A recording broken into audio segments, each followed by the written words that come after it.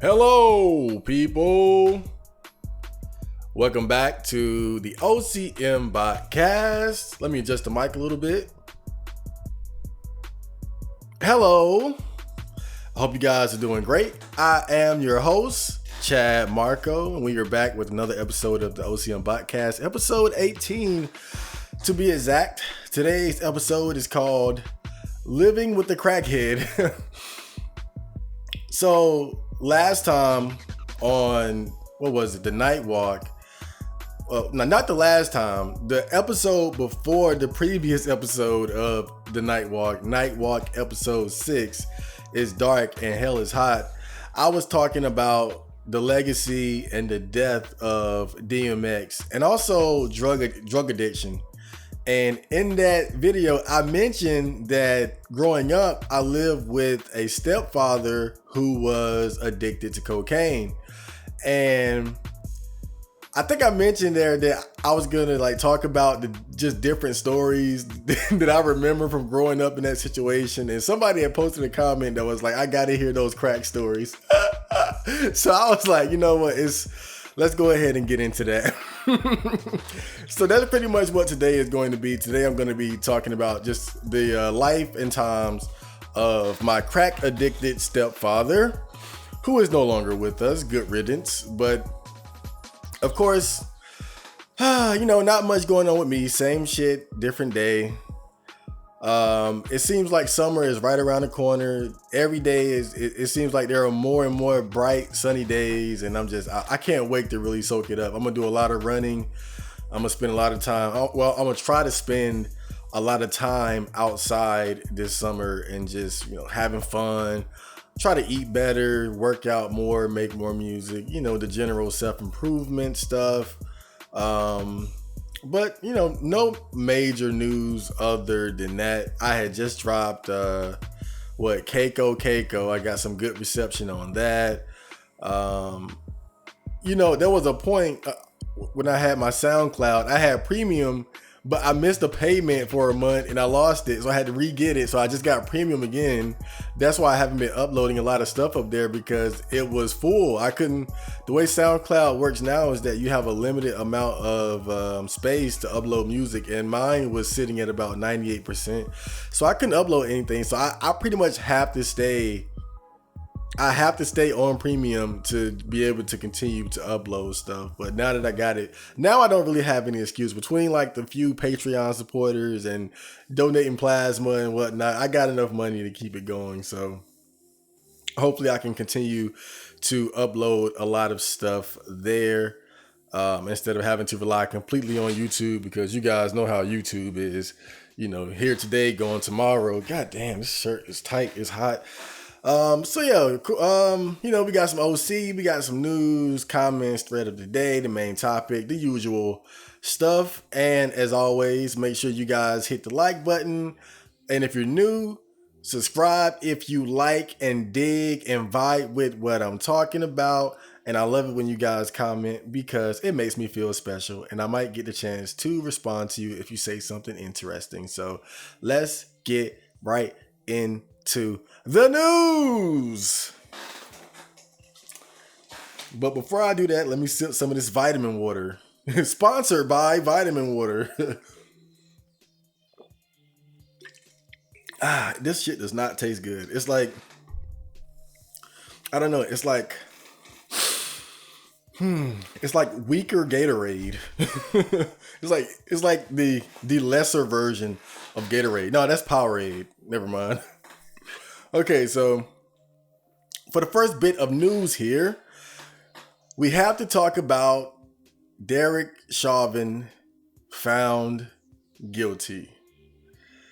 So on Tuesday, 420, holla, holla, holla.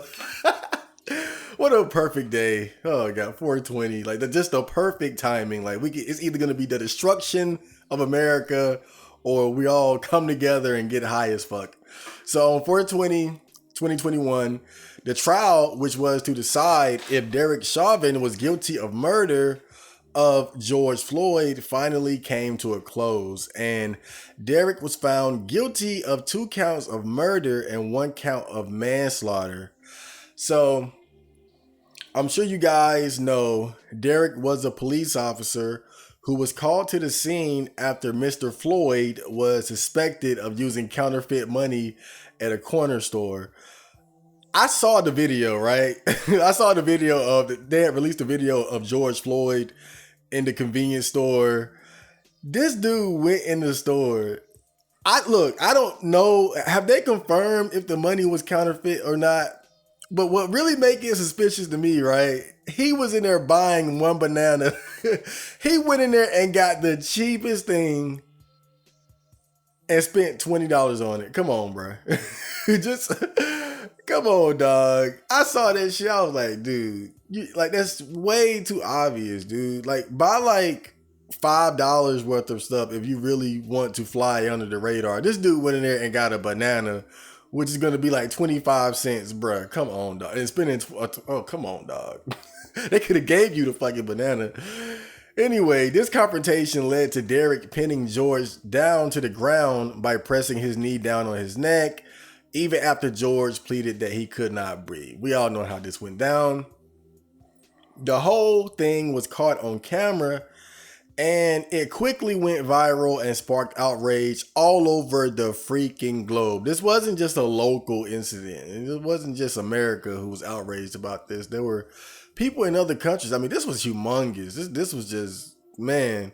I remember just thinking back, like, I knew it was big at first, but then you started seeing like these people in different countries like setting up like these like you see like people doing paintings of George Floyd and doing all these, you know how people do like these murals and graffiti art, you know, these big pictures of them all around and people protesting and flowers. It was a big thing around the world when he got killed and that video went viral.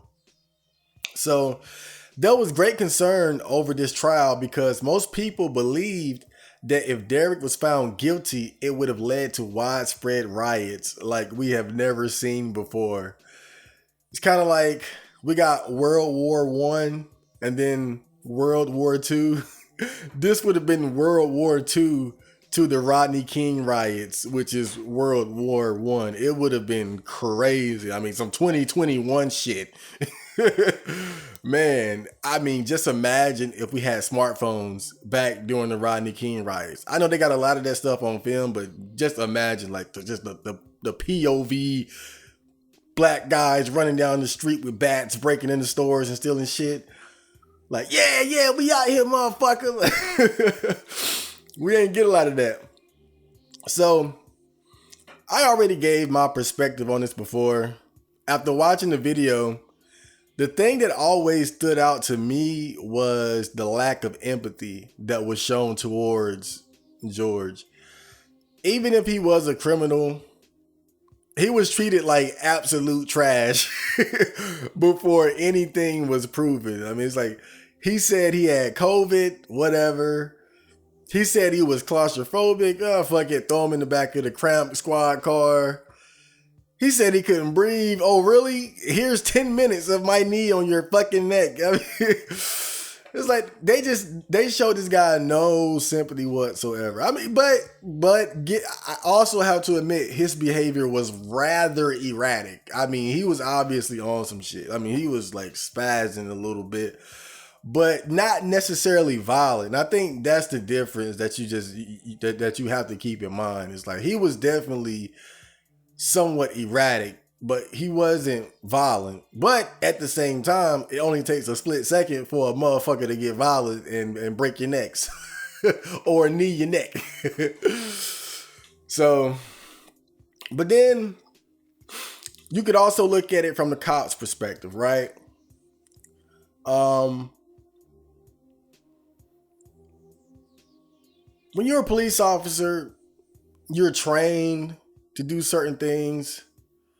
They warn you about certain situations, how quickly situations can go sour.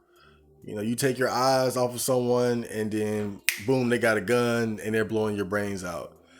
I was just watching this fucked up video that was in a gore thread on GIF. it was this cop. He had pulled over this old white dude in a truck, and the dude just acting crazy. And then he ended up like pulling out a gun, and the cop ran back to his car. And then the guy hopped out of his truck and started shooting at the police officer in the car, and the cop was just screaming like, ah, ah, ah. And then the police officer ended up getting killed by that guy. But it was just crazy like how quickly shit had flipped. And I'm sure cops know all about these kind of situations. And I feel like that's why a lot of them are on edge, because they know how quickly things can go bad. They know that somebody can smile in your face and then pull a revolver out the next second and blow your brains all over the pavement. So, and just his behavior. Look, again, it was fucked up what they did, but George was acting real suspect. He was acting very suspect in that situation. I mean, just panicky, just like, what the fuck, man? Chill out, like really chill out. But not to the point where it's like, okay, let me put my neck down. I mean, let me put my knee down on his neck for 10 minutes. He wasn't that panicky, but he was definitely tripping. But I read the article that I was reading about this. Here's a quote from the article, and it says, anticipating the defense's focus on Floyd's health, prosecutors were aided by several medical experts who said Floyd died of asphyxia, a common term for a lack of oxygen. They dismissed claims that drugs or underlying health issues played major roles in his death. And so right there, that's all I need to see. I mean, unless you want to go deeper into this and imply that there's some sort of deep conspiracy where they paid off the medical experts to say it was asphyxia, I don't see how you can really talk yourself out of this. They're telling you right here, it wasn't drugs, it wasn't underlying health issues, it was knee on neck. Medical experts saying this. Yeah, again, if you want to go full conspiracy here, I'm not going to stop you. I'm not an expert myself. So, you never know sometimes. But still, when I look at it, the lengths that I've seen the government and law enforcement go to protect their own,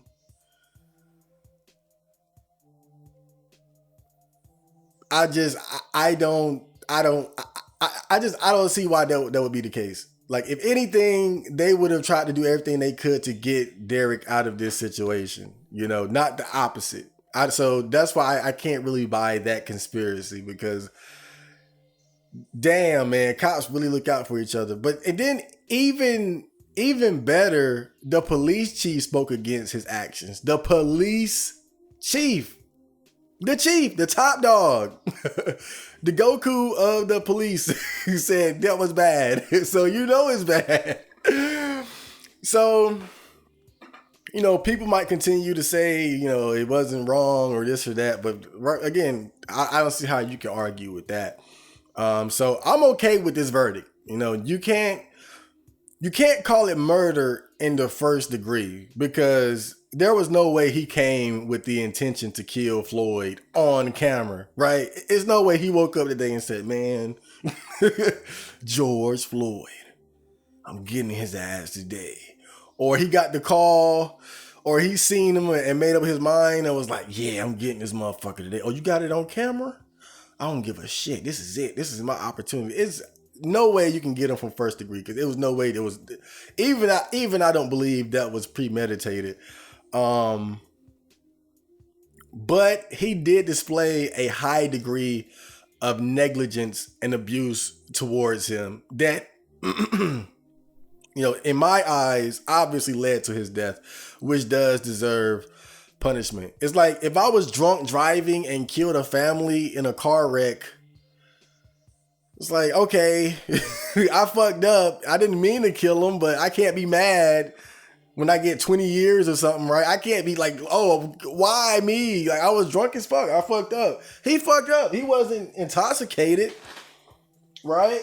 That kind of makes it worse, but he wasn't intoxicated. So,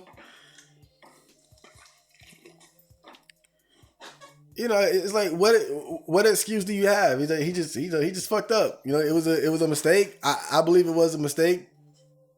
a very bad, fucked up mistake. But you know, when someone loses their life because of your mistake, you got to pay for it. You can't just be like, well, he fucked up, fuck it. But you know, I like this. I like this situation, and I want to see the fight against police brutality continue. Because I've seen it's a lot of, it's not just George Floyd, it's a lot of situations like that, and you know, just like this. And I don't look at this like a black white thing. I don't care about race. I've seen that, like, there are white people who have been in the same situation. It's white people who have been wrongfully killed by police officers. I know we all know about that one famous case where the guy was in like a hotel hallway or something, and the police officer was giving him like ridiculous orders, and he ended up shooting the guy. And where the fuck is he? He gets off scot-free. You know, where's Black Lives Matters and where's White Lives Matter? You guys need to fucking organize and get some shit going. I'm still mad about that one. So for me, it's not a black white thing. I've seen way too many cases like this where it's obvious that the cops got off easy when they fucked up really bad, you know. And had it been a civilian who made a mistake that bad, then it was like, it'd be like, fuck you, you going to prison. So, you know, all in all, good news here. So let's get to some hilarious news. Let me get a sip of this weak ass vitamin water first. Hold up, 100 calories? This shit ain't even 0 calories. How much? 26 grams of sugar? Dude, what the fuck? What? For what? 26 grams of sugar? This don't taste like shit. Hold up, bruh. I know I'm supposed to be doing the news right now, but 26 grams of sugar for some weak ass vitamin water, bruh. Ah, goddamn.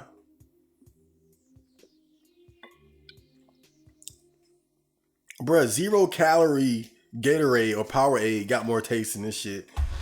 Why are they putting sugar in this? Is it for the... I don't know, bruh. It's...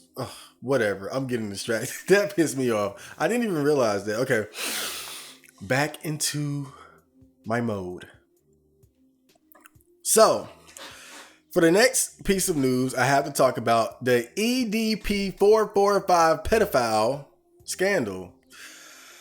Okay, so from what I understand, Ep.018, whose real name is Bryant Moreland, is a very successful YouTuber who made his claim to fame by creating funny videos where he rants about his favorite football team,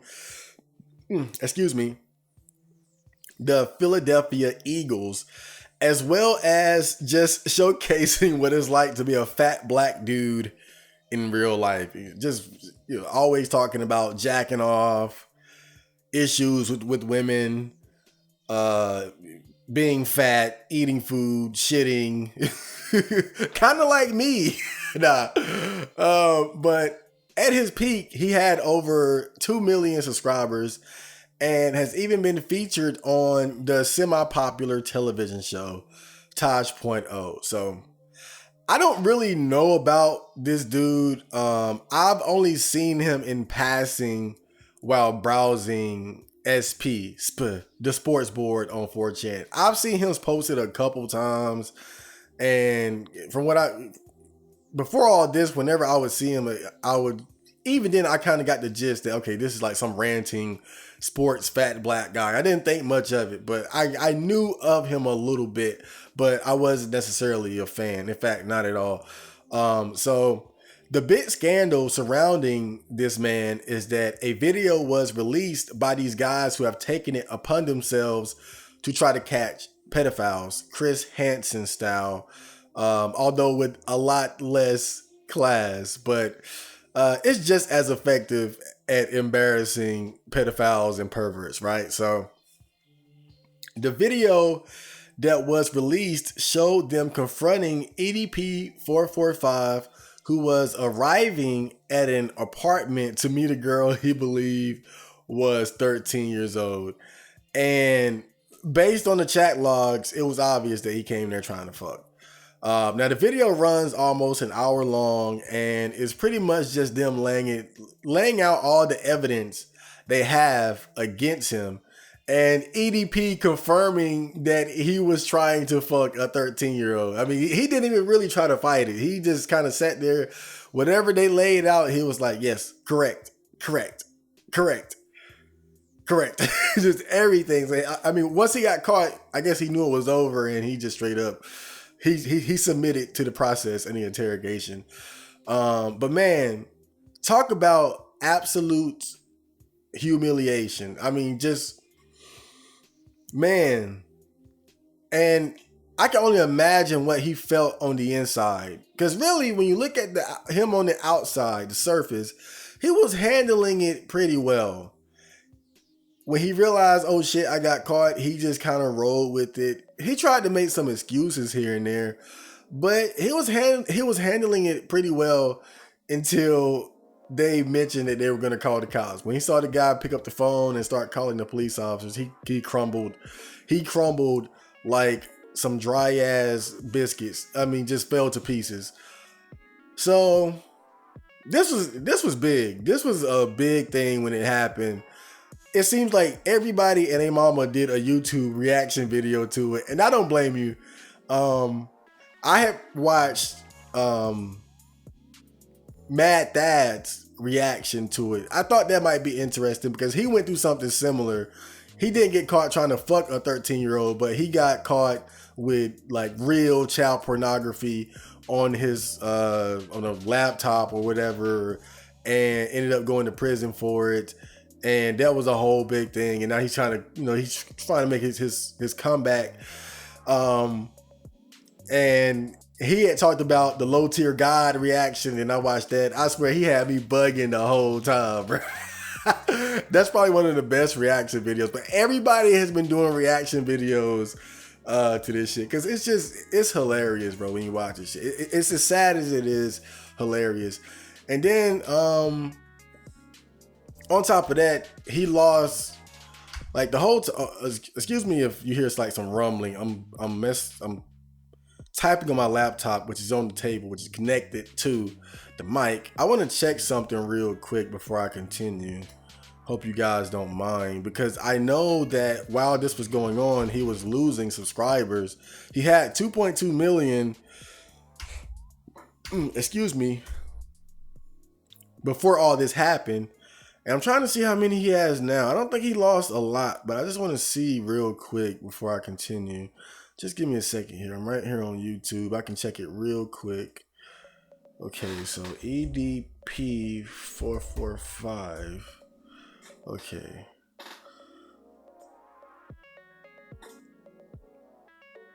Just a second. Damn, where is it? Where is his YouTube channel? DJ Academics reacted to it too. Okay. I need his channel. I want to see his channel. Another funny thing about the video though was when they first ran up on him. Wait, he got deleted? EDP.445 channel has officially been deleted by YouTube. Here are my thoughts on everything. No way, he got his whole channel. Damn, I didn't even know this. When I was doing the research for this, I just knew that he was losing subscribers. So EDP.445 and Chet Goldstein both got deleted off YouTube. So the guys who caught him too, you stupid bastards. Goddamn, man. That's why you got to be professional. I'm gonna talk more about that too, though. Oh man, he got deleted off YouTube. Shit, bro. They won't playing with his fat ass.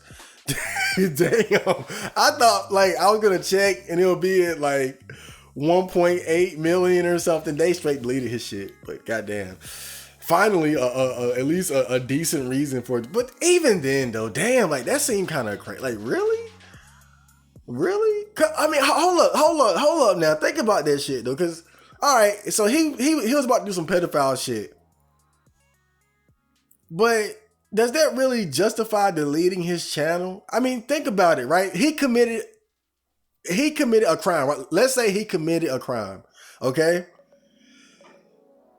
a lot of people on YouTube commit crimes. So it's like, okay, if I get arrested for having a pound of weed or trying to sell weed, and then everybody on YouTube talks about it, Chad Marco arrested with a pound of weed for selling, would YouTube delete my channel? I don't think they would. It's a lot of YouTubers have criminal histories and get locked up for shit. We're not all angels. We get so like, why did I don't get that? That's kind of weird. Now that I know what he did was fucked up, but wow, they delete. It just seemed that seems kind of weird. Because I get it. He committed a crime technically, right? But he's not the only YouTuber who has committed a crime, so why would that justify them deleting his channel?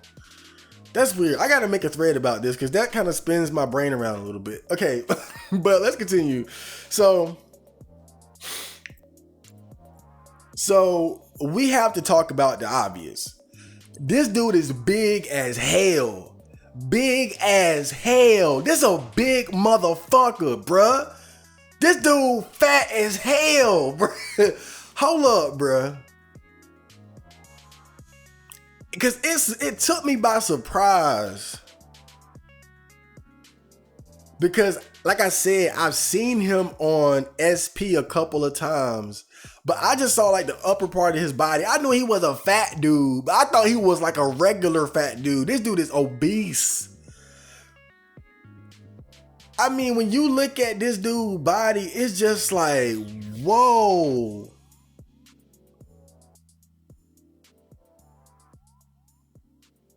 I mean, can you, like, let me tell you guys, man. I work out. I try to watch what I eat. I'm not in perfect shape, but I'm in pretty good shape nowadays. But every night, like, I like to eat. I like to eat junk food. Yesterday, I ate a whole box of zebra cakes. I could be a fat motherfucker when I want to, right? But one thing about me, if I get even like 5 pounds out of my normal weight range, I feel so uncomfortable. And it's like instantly I snap out of it. I'm working out more. I'm eating less. Like that's always been how I've been. If I start to feel the least bit uncomfortable in my own skin, I tighten up immediately. And so I can only imagine what it's like to be this guy, bro. To be this fucking big, bro. He big as hell. Like just imagine carrying them titties around, that big ass stomach, dude. You look at his leg, the way his legs are, them just waddling. What did little tear guy say? He said waddling away. I swear to God, bro. I say, but dude, waddling like a fucking penguin. Like, dude can't even walk normally, bro. It's crazy. That dude big as hell, bro. I ain't trying to look. It's a lot of big people out there. There's a lot of fat motherfuckers out there. I'm not trying to make fun of fat people, but you know, if you fat, you need to lose weight. Period. And just man, like that's just really more than anything. That's what stood out to me, bro. Like, how can you stand being that fat? But whatever. So, another thing that stood out to me in that video was the cupcake excuse. This motherfucker, when they asked him, I forgot exactly how they said it, but they were asking like, what was he doing there? He said, "I came here to get a cupcake." I was like, "Oh, brother, are you serious?" That shit was so funny to me. Because it reminded me so much of To Catch a Predator. Because you remember, I know you guys have seen To Catch a Predator, Chris Hansen. And when he would confront these guys, they would make all these stupid ass excuses. Like, I came here just to hang out. You know, I came here to show this young boy some guidance. I'm a grown ass man trying to show this 13-year-old boy some guidance. Oh man, it's like serious. I came to bring him some McDonald's. Meanwhile, they walk into the house with condoms and lube. It's fucking ridiculous, man. I can't believe he took you there, bro. I came here for a cupcake. You know, I wonder if they set this kind of stuff up to have an excuse. Like, okay, so I'm gonna come over there you gonna give me a cupcake? Okay, yeah, that's gonna be, yeah, so if I get caught, I'm gonna just say I came here for the cupcake, not for the sex. I wonder if that's what goes through their mind. But a lot of people ask, why didn't he walk away? And I'm not gonna make any fat jokes here, but I think really what it was that he was guilty. He was caught. I seen so many people say like, why didn't he run away? And it's like, dude, he was guilty. He knew what he did was wrong. And if nothing else, you got to give him credit for how quickly he acknowledged he was wrong. And he didn't try to fight it. I mean, he made some dumb excuses. He still tried to kind of weasel out of it somewhat, right? But for the most part, he submitted to the process. He submitted to the interrogation and just said, "Yep, I did it. It was fucked up. I got problems. I got issues. I'll seek help," but not really. Like that's, he at least did that much. And I think really that was guilt. That was guilt. But not only that though, but I think it's also like you don't understand. Like it's just like with To Catch a Predator. You don't know who these guys are. They would ask Chris Hansen like, "Who are you?" And he asked those guys the same thing, like, "Are you law enforcement?" When you see those guys come out of nowhere, you don't know what they are. Well, the little munchkin guy, he kind of gives it away. He's obviously not a professional, but that big dude, you don't know. He could be a Navy SEALs. Them dudes be looking big and rough like him, like hobos. This dude might be a goddamn Navy SEAL black belt with 38 confirmed kills. Like, he got the look. You really wouldn't know. Other than the belly, but still, like, he can still fuck you up. So you just don't know. But yeah, I think that's what it was. He wasn't sure if police officers were going to just come out of nowhere, like a SWAT team, and it was the guilt too. And the crazy thing about it is, like, he was already suspected of being a predator. Like, the guys who caught him, they said that he got, they got so many warnings about him that, look into this guy. He's a predator. He's a creep. And then they set the trap and he fell for it, man. So you got to give him credit where credit is due. Now, I remember one part of the video, EDP was like, "Is my life over?" And I was like, "Oh." When I heard that shit, I was like, that's it. Like, that's, he pretty much that's fully admitting guilt right now. Not just that, like, he already admitted guilt, but when he said, "Is my life over?" It's like, that was just the nail in the coffin right there. It's like, he knows, not only does he know what he did was wrong, he knows the incoming shitstorm and how it's going to devastate his life. But I know this is the fun time to just stomp on all over the pedophile.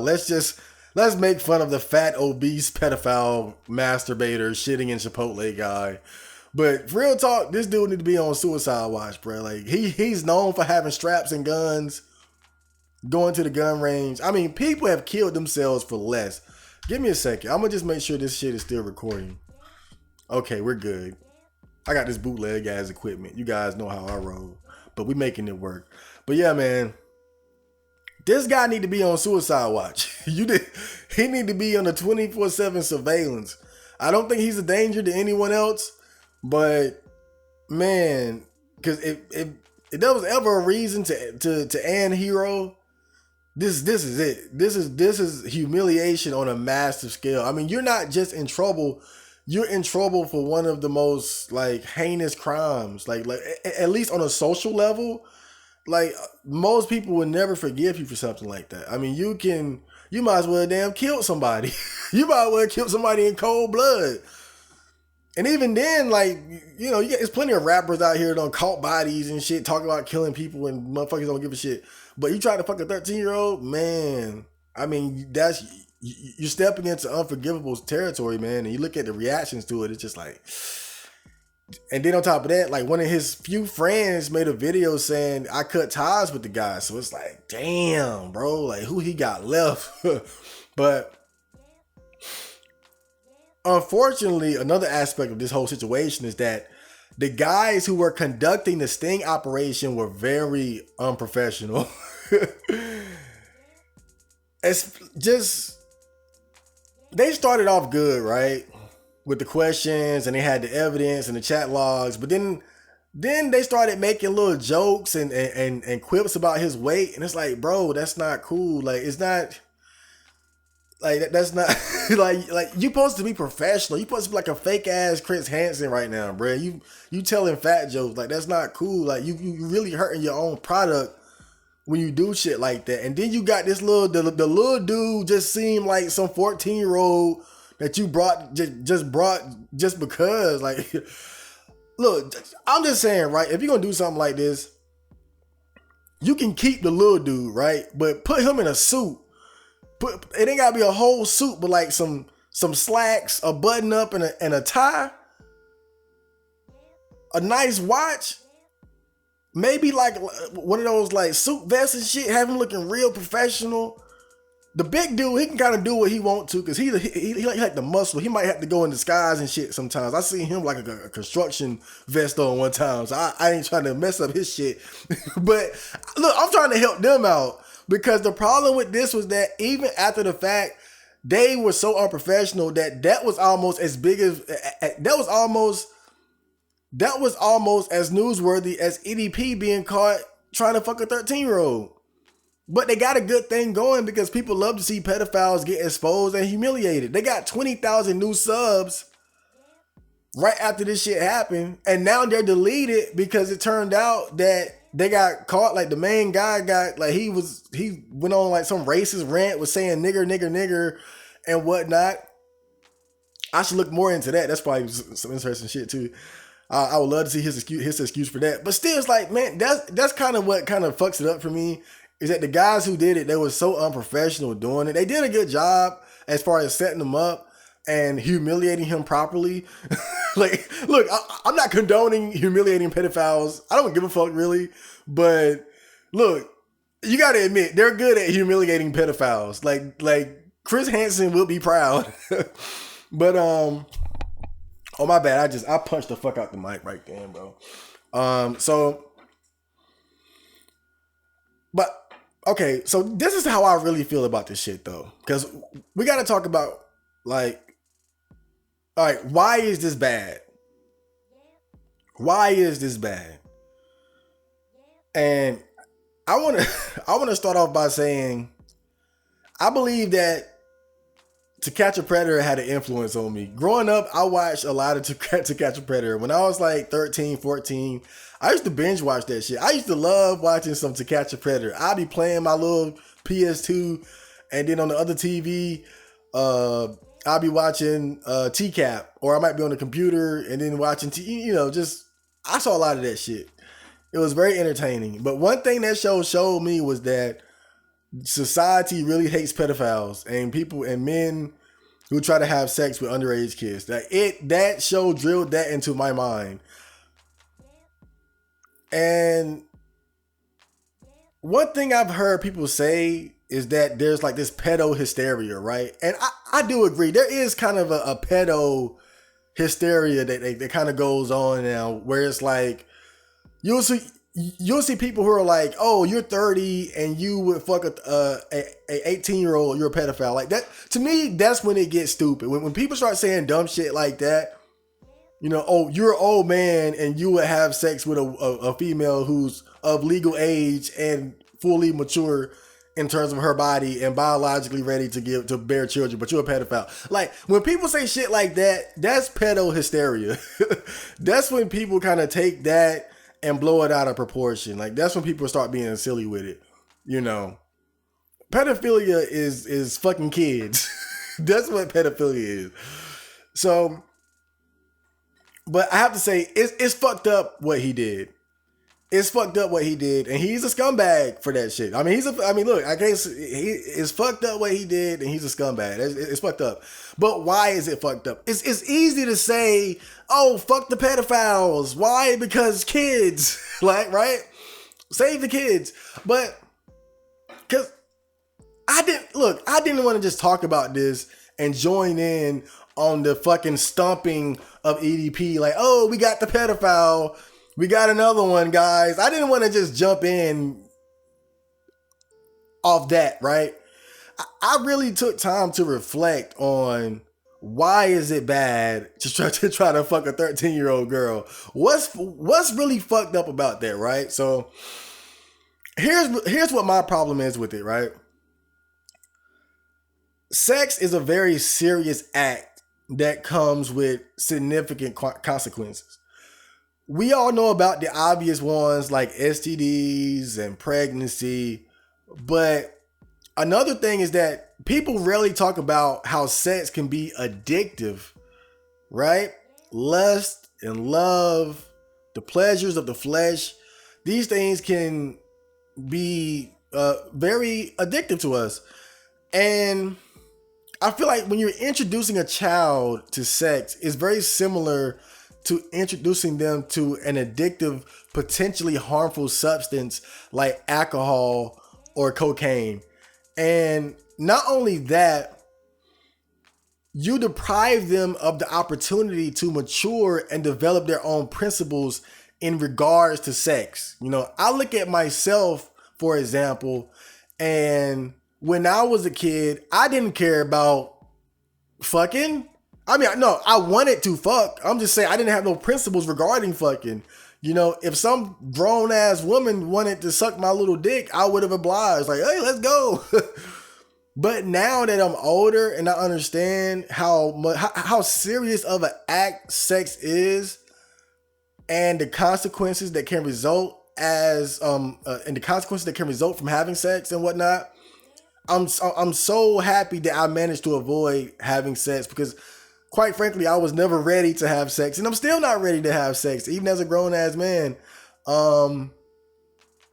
But certainly as an adult, to approach a child and coerce them into having sex, or even if there's no coercion, they want to fuck you, you want to fuck them, right? It's 50-50. Still, I believe that as adults, we shouldn't be encouraging children to have sex or do drugs or do anything that they're not mature enough to understand, because children don't really understand the consequences of sex. They don't understand what it really means to get pregnant as a teenager. They don't understand what it means to have an STD and have to live with it for the rest of your life. You know, especially like imagine like being some 13-year-old boy, and then you get fucked by some grown ass man and you get AIDS, and that's you for life, right? Or HIV or whatever. Like, it's different now, but imagine like before we had all the medications and shit, right? Like it's that serious, and you know it's happened before. And so that's why I very much look down on shit like this, because I just feel like children should be look, I get it. Kids are gonna fuck. If you ain't gonna fuck them, they gonna fuck another teenager. So look, I'm just keeping it a buck, right? But definitely, we as adults, we shouldn't be the ones who are encouraging children to do this type of to be having sex, and definitely we shouldn't be the ones fucking them. I mean, like, and just imagine, right? You could have a grown ass man who fucks like a 12-year-old girl. Maybe she wanted it, but then she matures. She finds God at 20, and she wishes, damn, I wish I was still a virgin, so I could have saved my virginity for my husband. But wait, I fucked a grown ass man when I was 12. So it's shit like that. Like, you don't give them the chance to understand sex to fully understand sex before having it. And not only that, but they don't get the chance to develop their own principles regarding sex. Like, maybe, you know, they think it's okay to have sex now, but had they waited, they would have wanted to wait until marriage, or wait to do it with a certain person or whatever, right? That's why I'm so glad I was able to avoid it, because it's like, damn, like, I feel like I dodged a bullet. But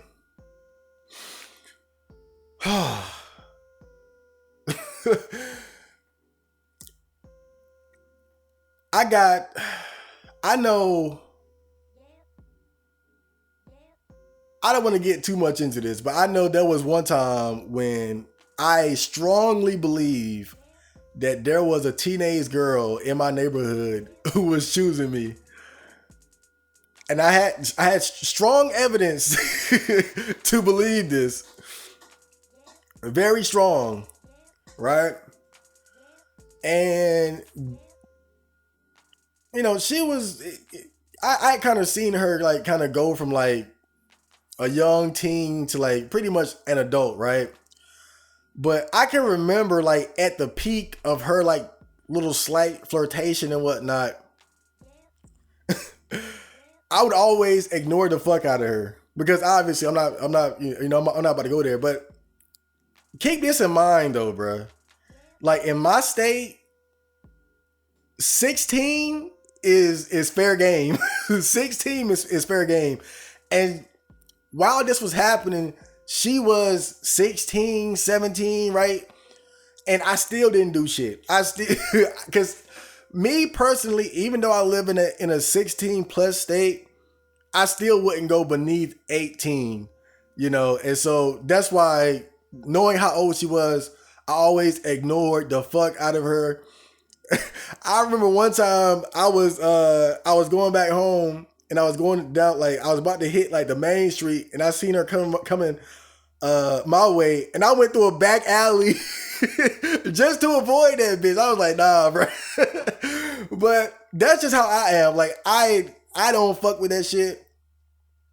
If let's say I got to the point where I had like bitches DMing me and whatnot,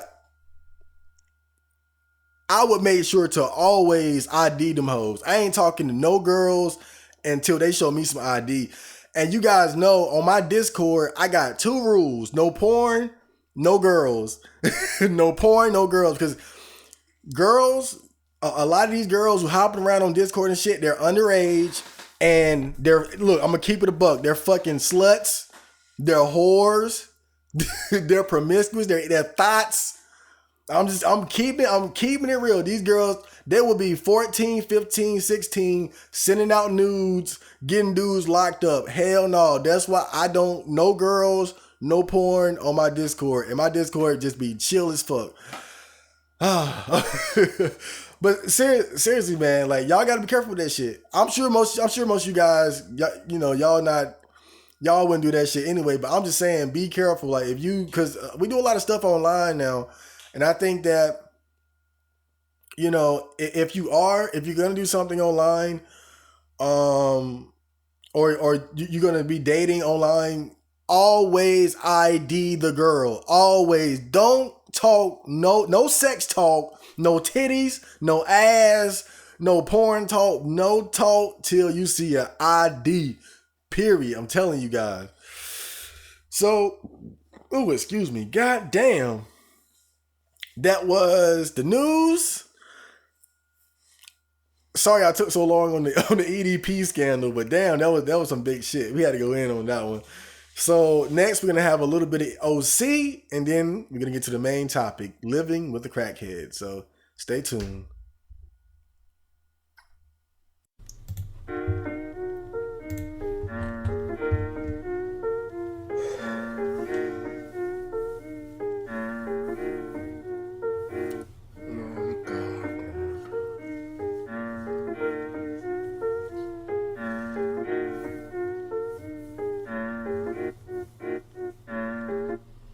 So long since I stepped outside, so much dust, can't even open the blinds.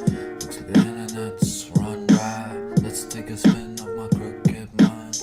Fuck, oh shit, don't look there. Remember that time locked out in the stair? Cried and cried till you wipe your eye. Dreaming awake at the age of 5. Remember that ghost haunting you? Out of everyone, it was you he'd choose. Chase you around at the break of up, you hear the neighbors say, what's that? Hear them talking, can see them walking, where's no one watching? And now, oh now, I find myself at the end of my 20s with nothing to lose. Lost everything that I once had. Ghost left me, now I'm mad. Mentally and physically, I don't think this is how I'm supposed to be. Losing my shit over video games. How the fuck am I supposed to age? Now I'm the ghost that's haunting them. Lost children turn out the same. Eternal youth and blank stare. things that trap me aren't even there. Never asked to turn out this way. Got it easy, I hear you say. 1 second, could you feel for me? Bar of the prison that you would see. Cause I don't have any thought control. In fact, I don't tell my feet where to go. Something that I gave up way back when my mind learned to double pretend. Combating ghosts and all. Had to go bang my head off the wall. Lot of IQ points later, life became a one-way elevator. Goes up and down, goes up and down. At least those ghosts don't follow me around. Funny why people come to this town to see something that couldn't stay underground. That last verse don't make sense. I think the ghosts made it to my head. Put the shame on me. At least I'm who I wanna be. It's the way it's supposed to be. Living free and living free. Wait, that don't rhyme with me. Freeze me free, oh wait, no.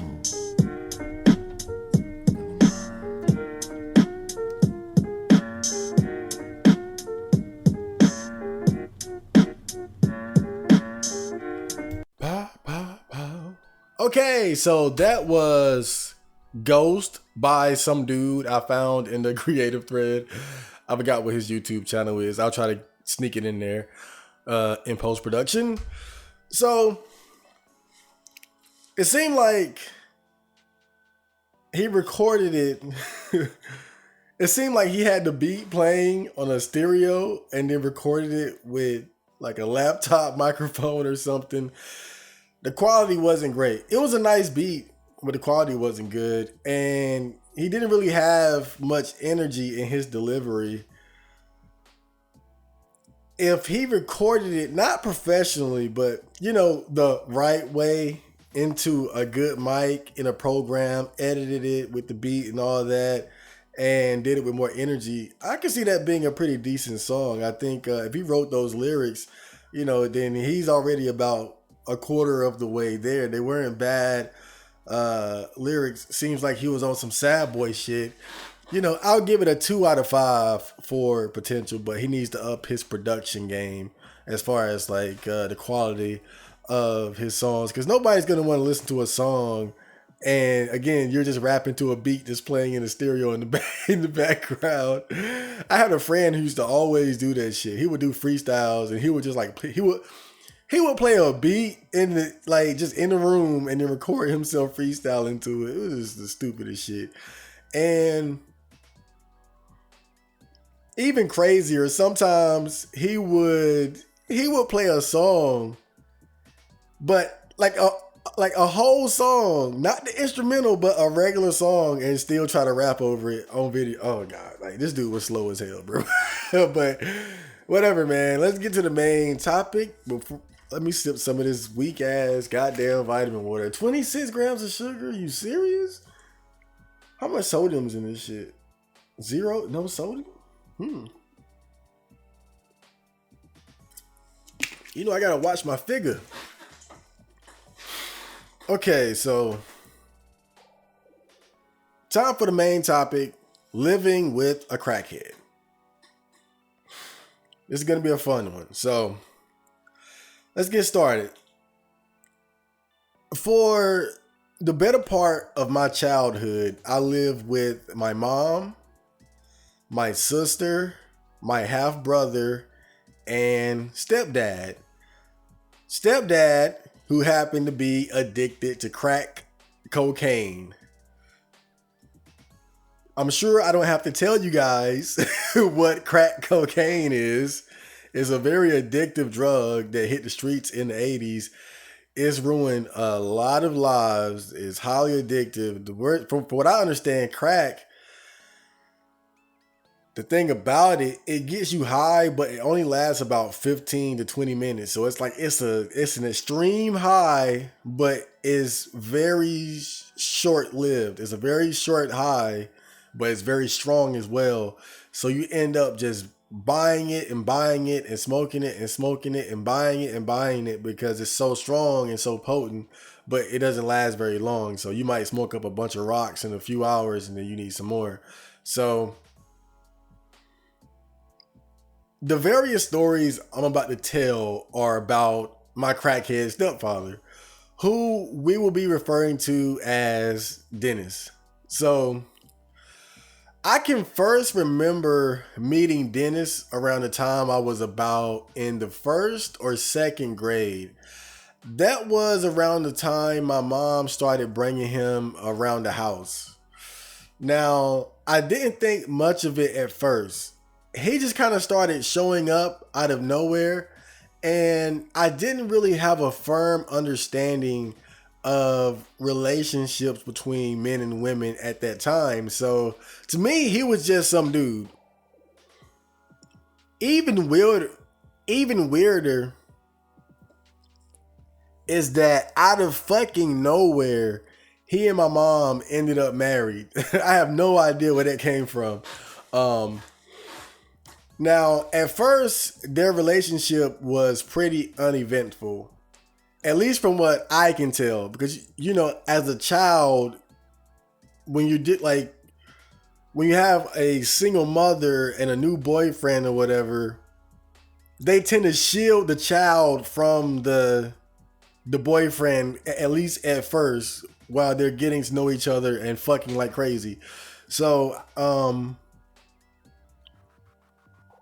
but it didn't take long before there was a particular incident that made me hate this motherfucker. And that was when I was in the third grade. So, again, I was in the third grade, and all I remember is that Dennis and my mom were verbally fighting about something, and it got pretty heated. So naturally, I stood up for my mom, and of course, he didn't like that. So he tried to come at me, and my mom shielded me from him, and the whole thing just sort of dispersed from there. But I'll never forget that in that moment, I had already made up my mind about him. I knew right then and there that my mom should leave that man. I remember feeling great confusion as to why the relationship didn't end at that very moment. I just couldn't understand it. Like right there, it was like, okay, why are you with this guy? Keep in mind, I'm in third grade recognizing this shit. Looking back, I feel like this is like the first evidence of my red pill mindset. It's just not in terms of like, okay, good man, bad woman, but bad woman, not in the case of like good man, bad woman, which tends to be the perspective of like red pill guys, but it was good woman, bad man, but the same concept. Why are you with this person? And this would be a recurring thing throughout the years with their relationship. It will be these huge fights and arguments that in my mind should have ended in divorce, but never did. And that just always bothered me. So before I get more into these stories, who is Dennis, right? Let me try to paint the picture of him as a person outside of just being a fucking basehead, right? Now, of course, he loved to smoke crack, but he was also a sports fan. I remember there were like many nights where I might have peeked into the room and you could see him just laying on the bed, smoking a cigarette, watching basketball games. I've seen him like bet on sports before. He liked cowboy movies. I know he liked porn because I found a few of his magazines at times. I remember he had a picture of Janet Jackson's titties. Remember the whole Super Bowl incident when she was on stage with Justin Timberlake and her tit popped out? He had that picture for some reason. I guess some guy went around selling it. God damn, dude. Whoa, that's a nostalgia trip right there. He was an alcoholic. He loved to drink. He was a chain smoker who could go through a pack in a day. He loved salty, unhealthy foods like pork. He was pretty good on the grill. I'll give him that. I used to look forward to him cooking on the grill. because he would buy like these little like red hot sausages, and he would hook them motherfuckers up. He would kill that grill, man. And he drove trucks for a living. Thank God. Which meant that he was gone for quite a bit, even while he was living here. So the first story I want to talk about is when we got the FEMA check, right? Oh, my bad. I kicked the fucking table again. My bad. So this happened again when I was really young, around 2nd, 3rd grade. Now, this is something I didn't know happened until years later. But it happened back when Hurricane Floyd hit. It destroyed my mom's house. We used to live off in the country. Like, I was born in the projects, but my mom, she ended up moving to the country into, I think it was my granddad's country house. God, man, like, I was so young back then, I can barely remember it, but that house was kind of big. Like, it wasn't like a 2-story, but I remember, maybe because maybe it's because I was a kid, but it seemed like a big house thinking back to it, man. It's a shame we lost that shit. But we ended up having to be flown by helicopter to a shelter, and we stayed there for a few weeks. And my mom, she got a big check as a result of this, because again, Hurricane Floyd, I mean, that flood, it destroyed our home. I remember the night it happened, we went shopping. I bought me a tent. We rented some scary movies. We were watching Night on Elm Street. I remember it vividly. I set up my tent. I was in my little tent watching Night on Elm Street with my brother, and probably was eating some snacks and shit. And that night, I think my brother was the first one who realized that it was water in the house. And he told my mom, and I remember all us getting up, and we just sitting there in the house like it's water. The water is rising. And then we go to my grandma's house by car, and over in that area, it wasn't that bad. The water wasn't that high, but it was going to get higher. And so not long after that, we ended up being flown to a shelter. And basically, because of all this, we ended up moving from the country to the city. But while all of this was going on, Dennis was already deep into his crack addiction. And he kept going to my mom to get money out of her. I wasn't aware of this again at the time, because this is when I first started noticing them together. And she was doing a pretty good job of separating, of keeping, her sex life from the prying eyes of her children and whatever relationship drama she was involved in. But of course she got that FEMA check, right? Which is a lot. We got a lot of fucking money. And he was trying to get more money out of her, and she refused. And from what she told me, he had apparently beat her up and just took the fucking money. And this kind of shocked me when my mom first told me, because I didn't know Dennis to be a woman beater. I've seen them argue and fuss. I've seen them argue all the way to level 10, but I never saw him hit her.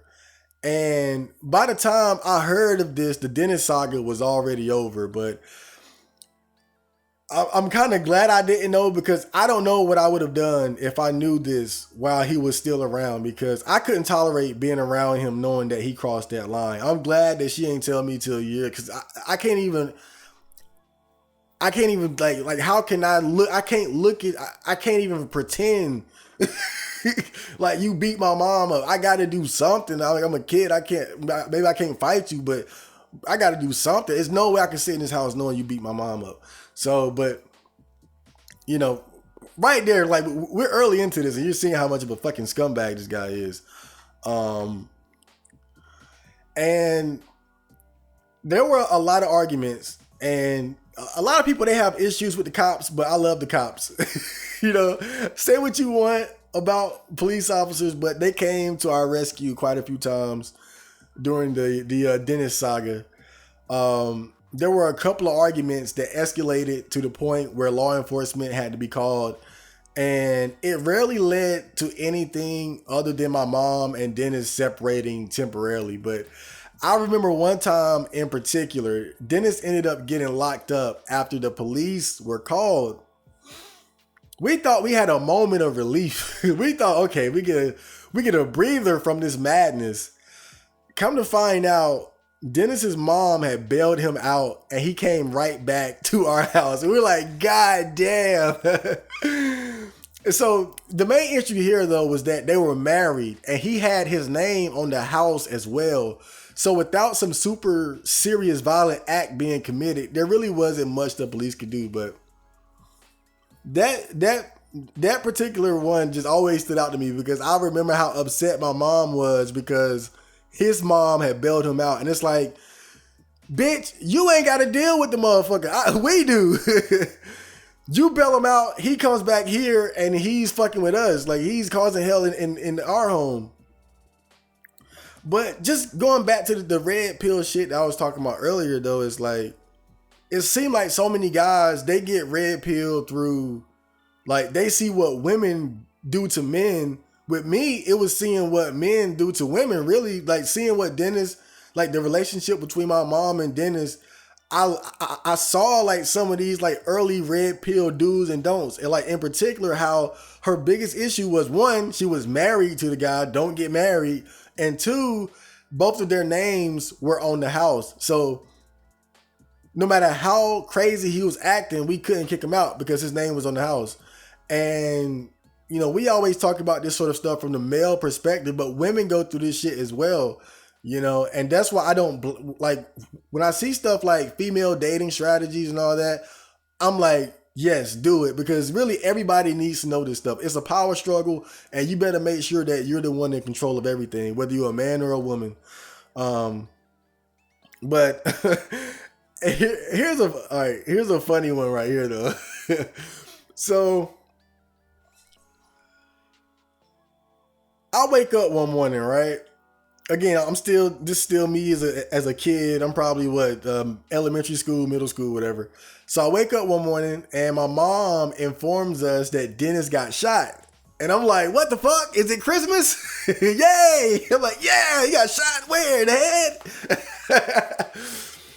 But, okay, so it turns out that while driving his truck, right? Because Dennis was a truck driver. He'll be gone for like weeks at a time sometimes. I'm really thinking back. I don't know if he was working that whole time. He might have been fucking prostitute, smoking crack, all kinds of shit. But Dennis made a stop in the hood to buy some crack. But he was short on money. So he somehow gave the dealers a 5 and made it look like a 50 or something. He hurried back to his truck, but by the time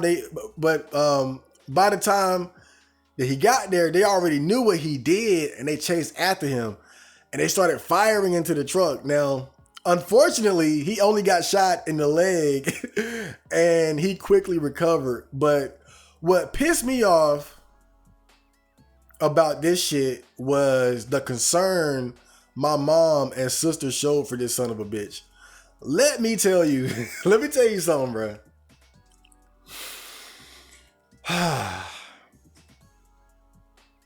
I'm not gonna say I wished he was dead, but if he died, I would have been overjoyed.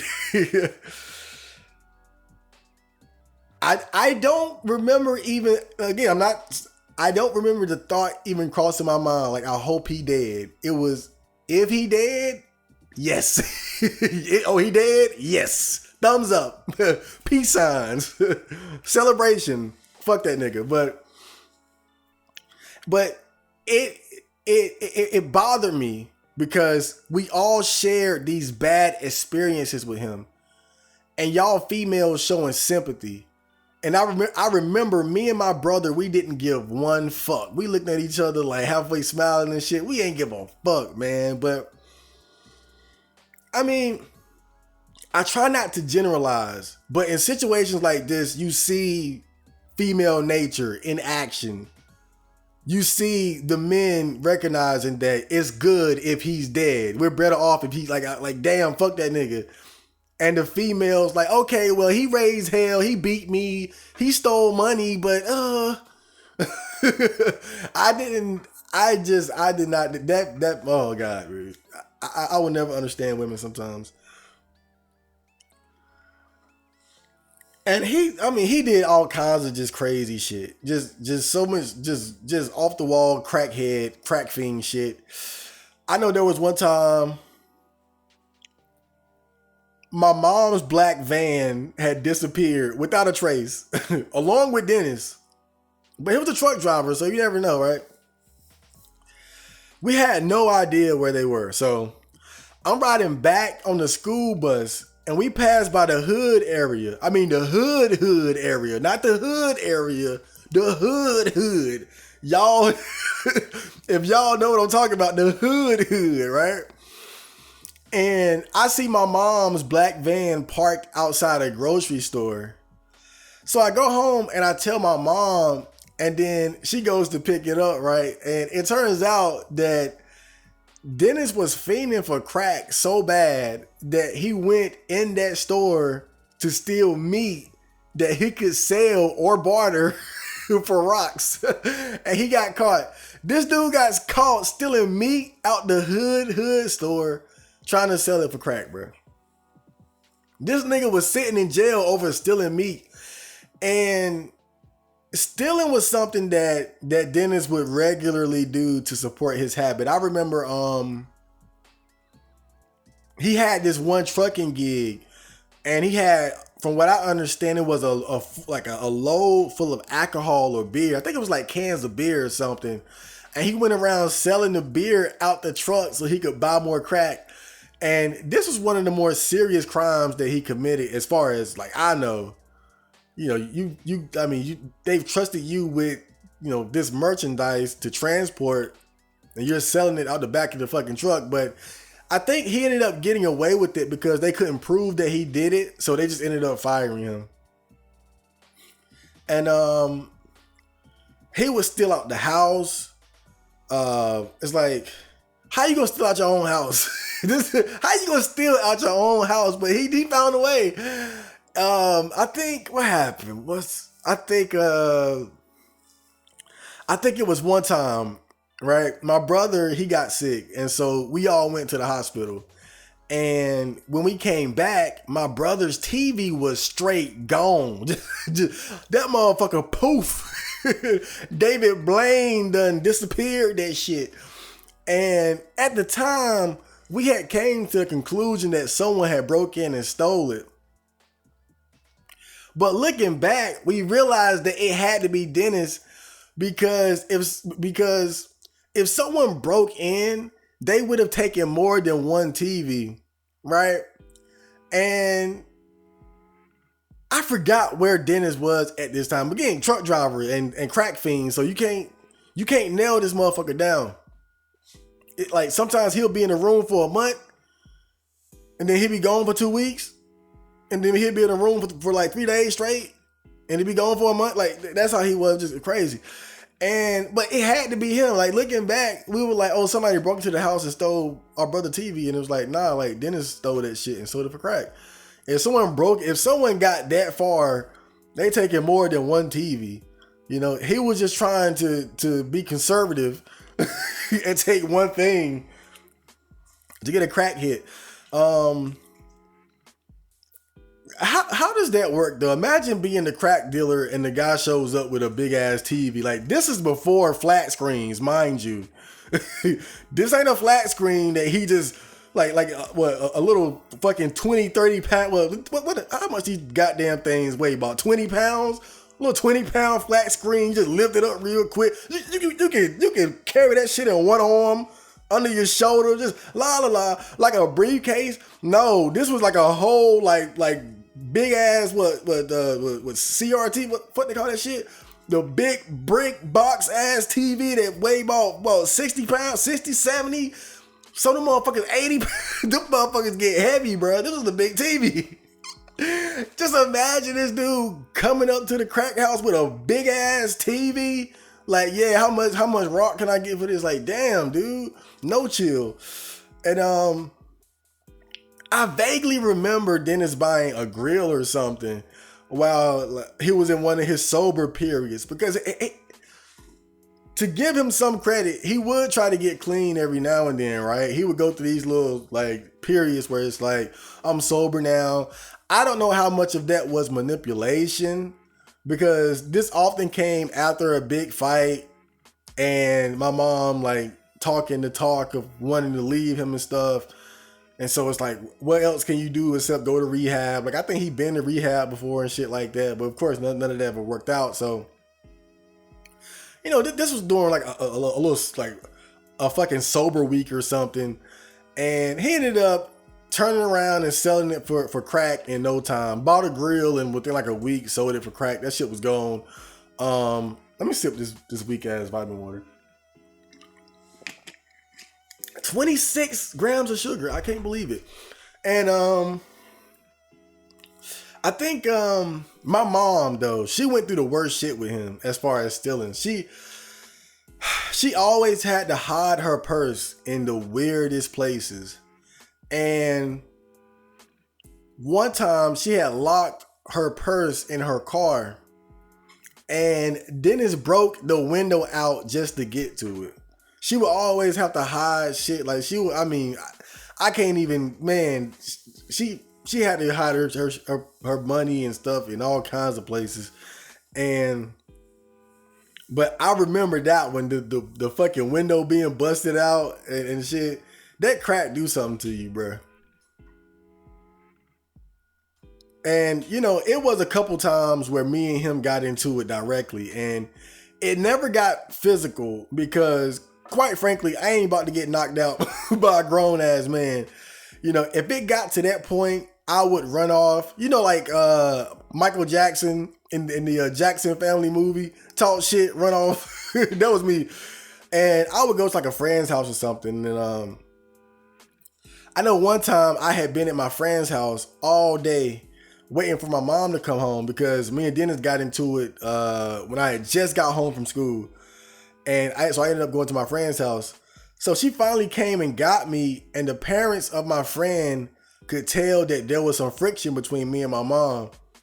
And his mom tried to scold me about how I was talking to my mom. And I remember just noping the fuck out of that conversation, because I was really upset about my mom continuing to stay in this relationship that was causing so much chaos in the house. My mom was wrong. My mom was wrong. And I didn't want to hear any excuses. In the relationship, choose your kids over a crackhead. What's your motherfucking problem? I mean, I was so frustrated as a kid. Like, my mom's not doing it, and then I go over here, and then your mom is telling me this bullshit too. It's like, what the fuck is wrong with you people? He is a crack fiend. We are children in a house with a crack fiend. And see, this is the problem with the fucking black community. This is the problem with the hood. It's shit like this, where me, a child, can see past the bullshit, and the grown-ups are like, okay, crackhead stepfather, fine, obey your mother. That's what I had to deal with growing up. And that shit is, I would never forget the frustration, because I'm a child and I have no power. I have no positive, strong male influence. The only male adult in the house is addicted to crack, steals, beats women, argues, drinks, like that. And people around me acting like I'm crazy. I'm crazy for checking my mom on her bullshit. I would never forget that. And this woman, God bless her soul, because I'm not going to take it to her, but still, man, because I don't want to disrespect my mom. I mean, my friend's mom. CJ, look, you out there, man. I love you, man. You one of my best friends, bro. It's been years, but you my homeboy. But that night when your mom tried to tell me about what the fuck I was going through, I wasn't trying to hear it, because she was wrong and my mom was wrong. Fuck that shit. What is your fucking problem? The hell is wrong with women? Goddamn. Look, we're gonna get real tonight. We're gonna get passionate tonight, because this shit fucked me up, bro. Okay, so look, man, cocaine is a hell of a drug. I know y'all seen that Dave Chappelle skit with What Rick James? Cocaine's a hell of a drug, boy. He won't lie. I seen that shit firsthand. So as the years went by, it seemed like Dennis just got worse and worse, you know? At first, most of his antics were out of sight. You know, it was like it was a lot of shit going on that I really didn't know was going on. Like him beating my mom. My mom had told me some dudes showed up one day and they were looking for Dennis because he owed them money, and they were like, "We not leaving till he pay us or whatever." And one time we had like a burgundy car, and he brought the car back. It had bullet holes in the back. It's like this. I mean, it was some crazy shit going on, but because I was a kid, I was shielded from a lot of it. And like half of it I saw, but there was a lot of it that I wasn't seeing because I was at school. Dennis was always in the streets, and if he was home, he was locked away, drinking and smoking and shit. But it just seemed like he started to get more confrontational and petty. I remember he threw eggs at the wall, strawberry cheesecakes and shit. Then like my mom, she would get off work and see this shit all over the place. I mean, look, just think about that shit. You work hard. My mama worked hard, bruh. And you come home and it's a cheesecake splattered across the wall for no fucking reason. It's eggs just thrown at the wall because he's mad because he broke and can't smoke crack and you won't give him no money. Our home, it became a very dark and weird place, man. And I remember I had a friend over, and this dude was just getting on my mom's nerves. I remember too, like, he was so bad. It was like, cause my mom, she got her like the main room upstairs that they shared. It was so bad that she started she would sleep downstairs just to get some peace. Like, just, nigga, you just take the upstairs room, smoke, drink, do what you gotta do. I'm down here chilling, right? He was just trying to get on her nerves, trying to get some crack money out of her. And I guess he wanted to embarrass her in front of my friend or whatever. And he was walking around just butt ass naked. This dude peed on the couch. I mean, literally, like, me and my friend, we in my room playing Dungeons and Dragons. And all the while, he's right in the living room next door peeing on the couch. Just to pee on the couch, bro. I mean, this dude was just tripping. I know one night he was up. I'm up watching Kenan and Kel. And he's like picking through the carpet like, yeah, somebody in here smoking crack. Somebody in here doing drugs or something. Like, he was... Looking back, he must have been having like some type of psychosis, but he was trying to convince me that my sister was smoking crack and he was finding drugs in the carpet, and he was doing that for like an hour. I was so weirded out. I was just like, yeah, man. Yeah, man. Drugs in the carpet. Oh, man. And I mean, he would do shit like he would pour vegetable oil in my mom's ice cream. Dude was just crazy, bruh. Looking back, man, I wouldn't be surprised if he was like peeing in the Kool-Aid and shit. I hate to say it, but I wouldn't be surprised, bro. He was peeing in the damn soda and shit, just so they drinking my pee. I mean, he was that fucking petty, bro. And so the Dennis saga had finally came to an end around the time I was 15. He had a bad relapse after a short time being sober, and he and my mom were fighting like usual. And somehow I got into it. So we started arguing. I'm keeping my distance because at this point I'm still a little nigga. I'm 15, but I'm still a little nigga. And he threw a glass at me. It missed, but that was his fatal mistake. This time when the cops were called, we had a real case because he threw something at me. So that, combined with just how bad everything had gotten, finally compelled my mom to get separated and file for divorce. And it wasn't a simple process, right? She had to get a restraining order. He popped up a few times, and I was always afraid that they would get back together because we had already been through this shit like this so many times before, and she always took him back. But this time really was the end. And you know, not to gloat, but oh my bad, I just slapped the fuck out of the mic again. Not to gloat, but I always felt like I kind of forced that, right? I always like that moment. If it wasn't for him throwing that glass at me, I don't know if they ever would have, like, it probably like that had to accelerate. Like if it was gonna happen, that definitely accelerated it. But if not, it might not have happened if you know, I didn't step to him that day and start talking shit and pretty much provoked him into throwing that glass at me. And I feel like in a way, I was like the not necessarily the sacrifice, but I put myself on the front lines yet again, and then it made him act out, and he screwed himself. And that's what ultimately got him out of the house. And then, you know, separation, divorce, and all that. But me, man, I was so afraid that they would eventually get back together. That was always in the back of my mind.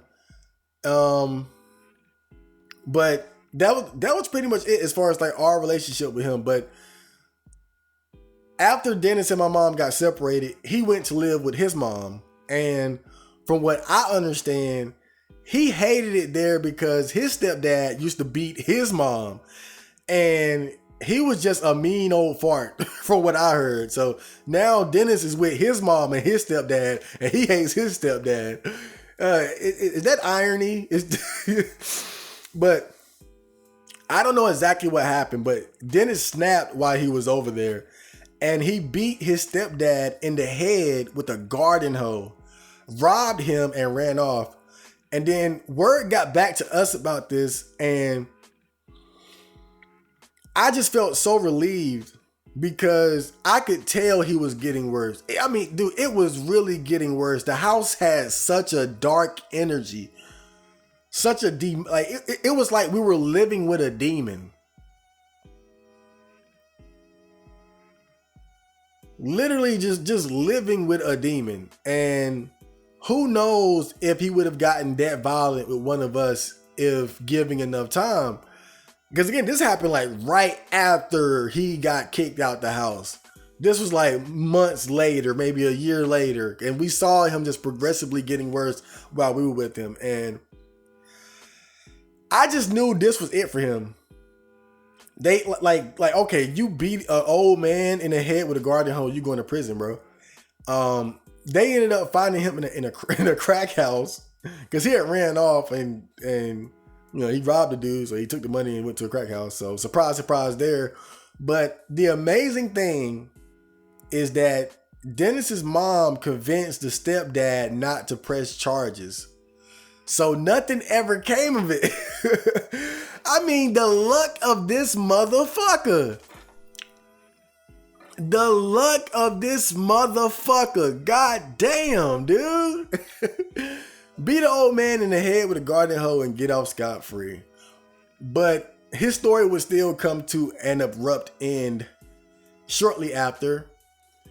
He wound up in a relationship with some old ass lady, obviously slutting himself out to have a place to stay. And they say that he went to mow the grass one day, complained of a headache or something, and died of a heart attack that same day. Dennis was dead as fuck and good riddance. And how old was I when that happened? I think he died when I was like,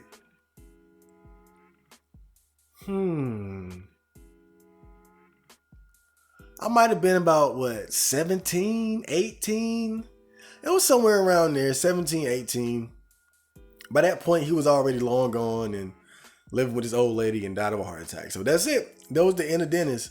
And after that, man, it was peace and quiet, man. It was the house was totally different. The house, it was just, a lot of people wonder why I've been able to be a neat for so long.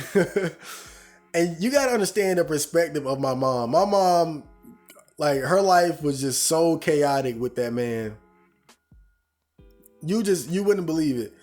And him being gone, it created such a level of peace in the house. It's just like, yeah, I don't have a job. Yeah. I'm a scrub ass dude, right? But I'm an angel compared to the men that she's had to deal with in her life and the circumstances she's had to deal with. And I think that's part of the reason why, maybe not the whole reason why, but I think that's a lot of the reason why my mom hasn't put a lot of pressure on me as far as like getting my shit together. I know that I should. I'm not trying to use that as an excuse.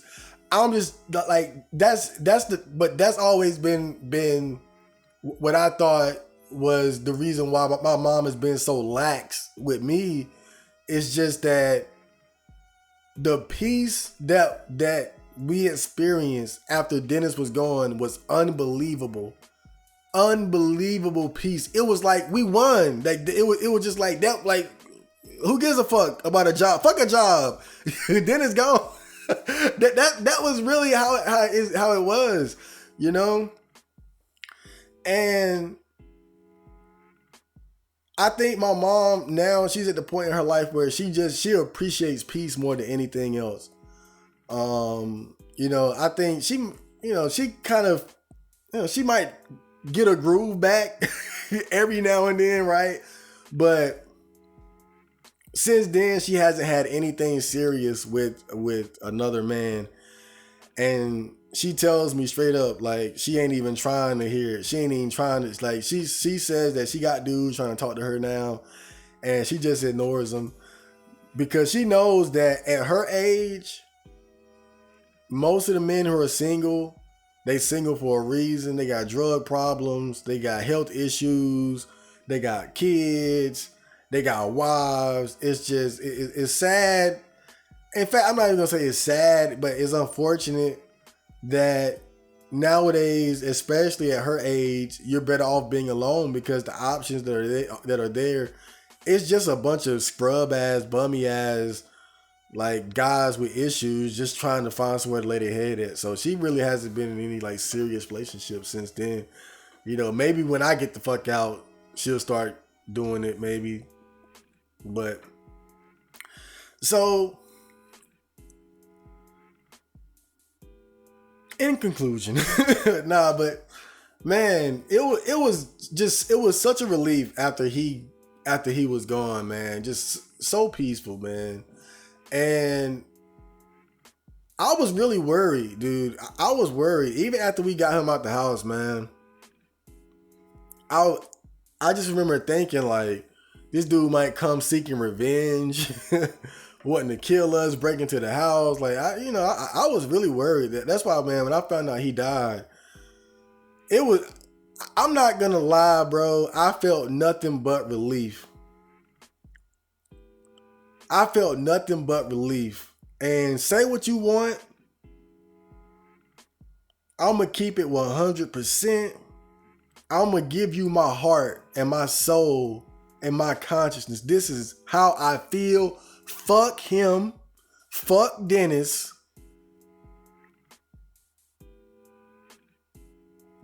Fuck that motherfucking crackhead. I hope while he was dying, he suffered. I hope he was scared. Fuck that nigga. Fuck him. He don't deserve no sympathy.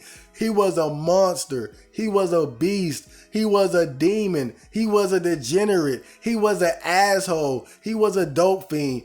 He wasn't deserving of the life that he had. He was a waste of breath. He was a waste of space.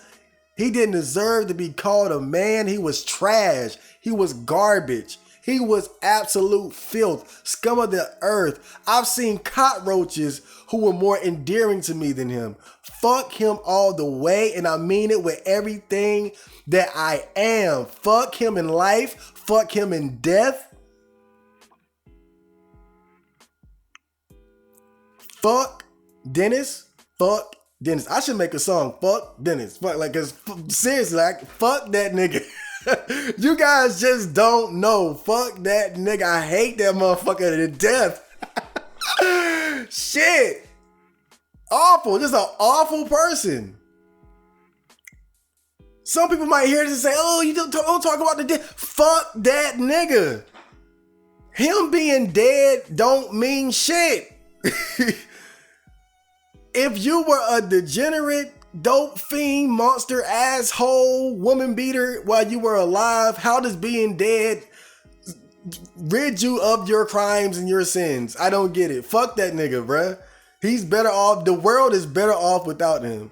Facts. Facts. Facts. The world is better off without. I hate that motherfucker. God damn, dude. I'm so glad I did this episode because I haven't talked about this whole shit. Like, just put it all together and talk about it. Fuck that nigga, man. Shit.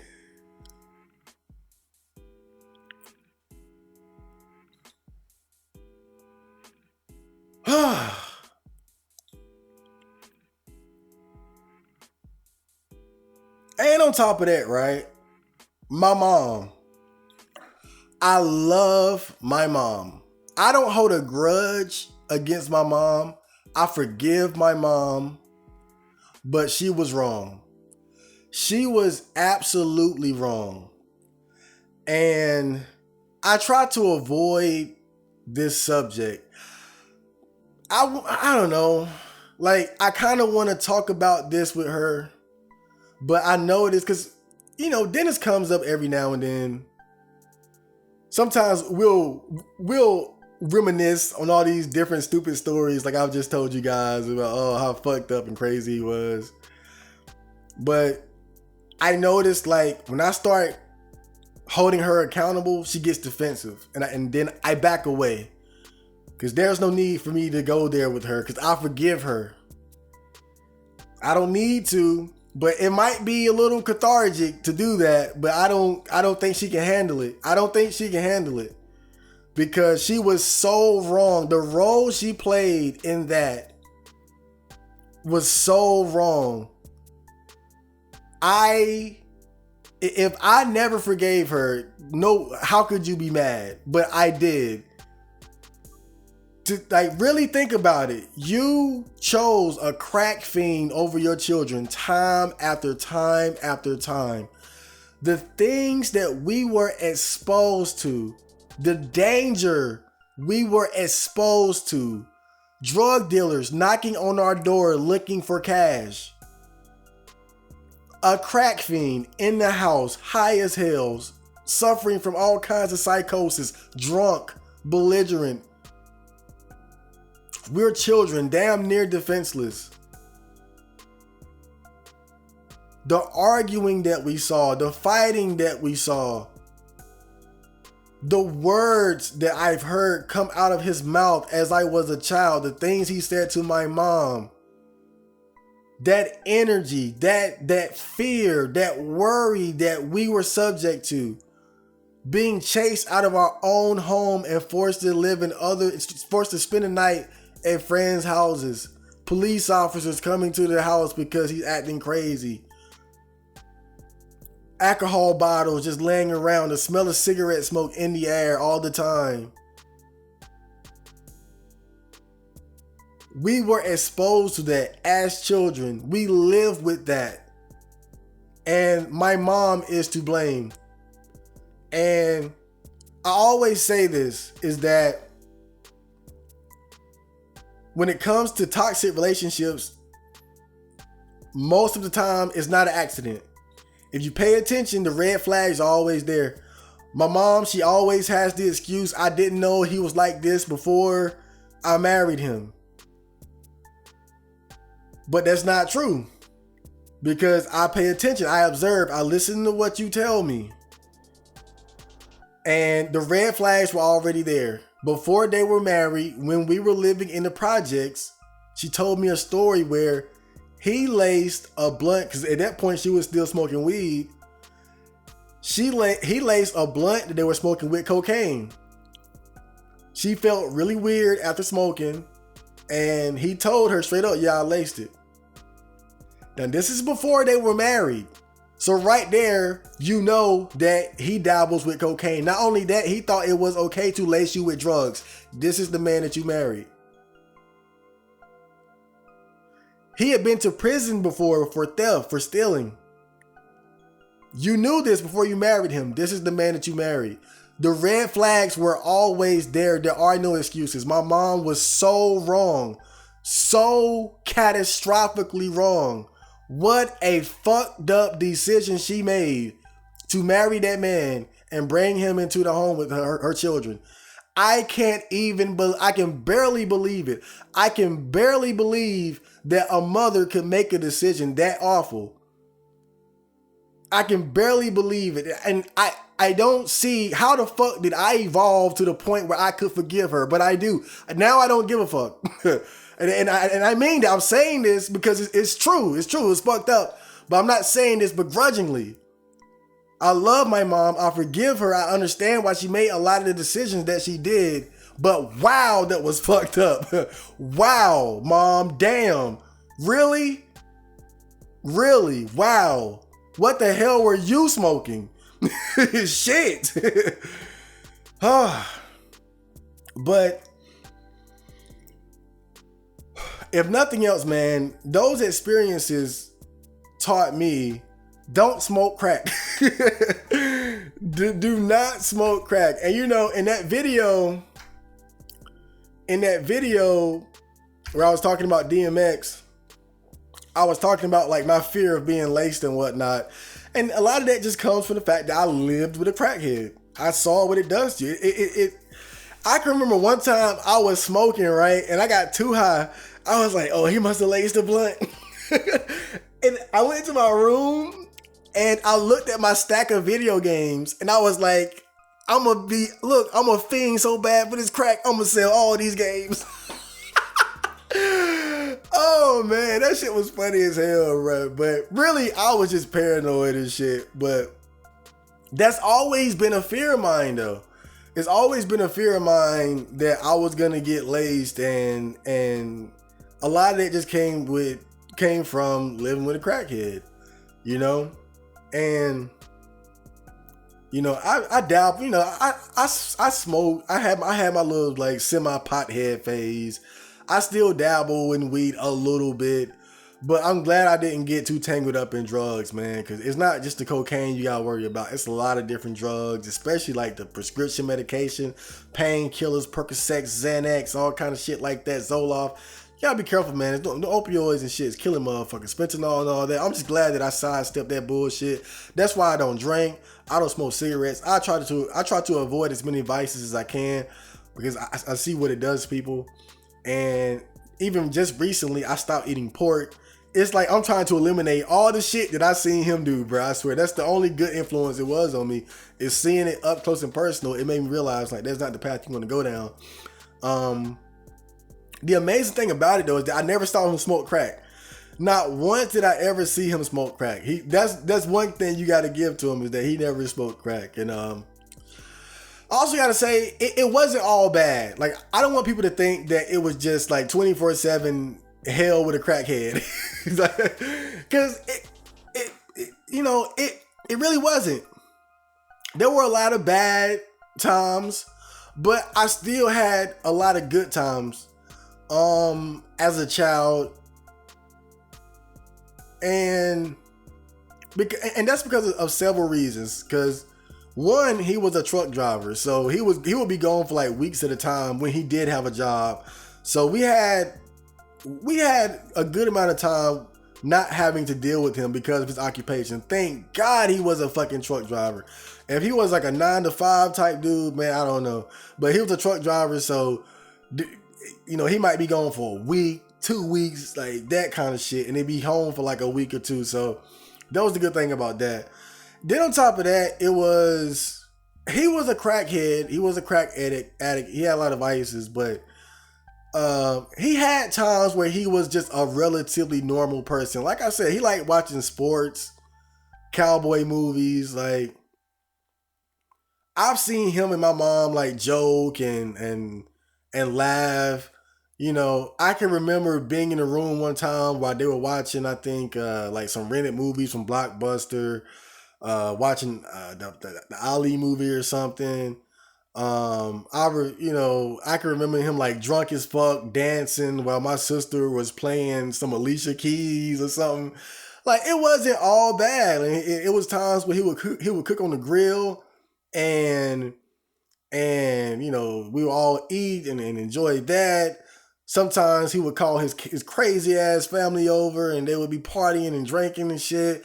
So it wasn't all bad, but it was a lot of bad. It was too bad. It was too bad. It wasn't all bad, but it was too bad. It was not something for children to be exposed to. It was not something for children to be exposed to. And that's why I take it so personally when I see these single moms dating these gang bangers and these drug dealers and these scumbags, because it's like I've been through that. I know what it's like to be a kid in that situation.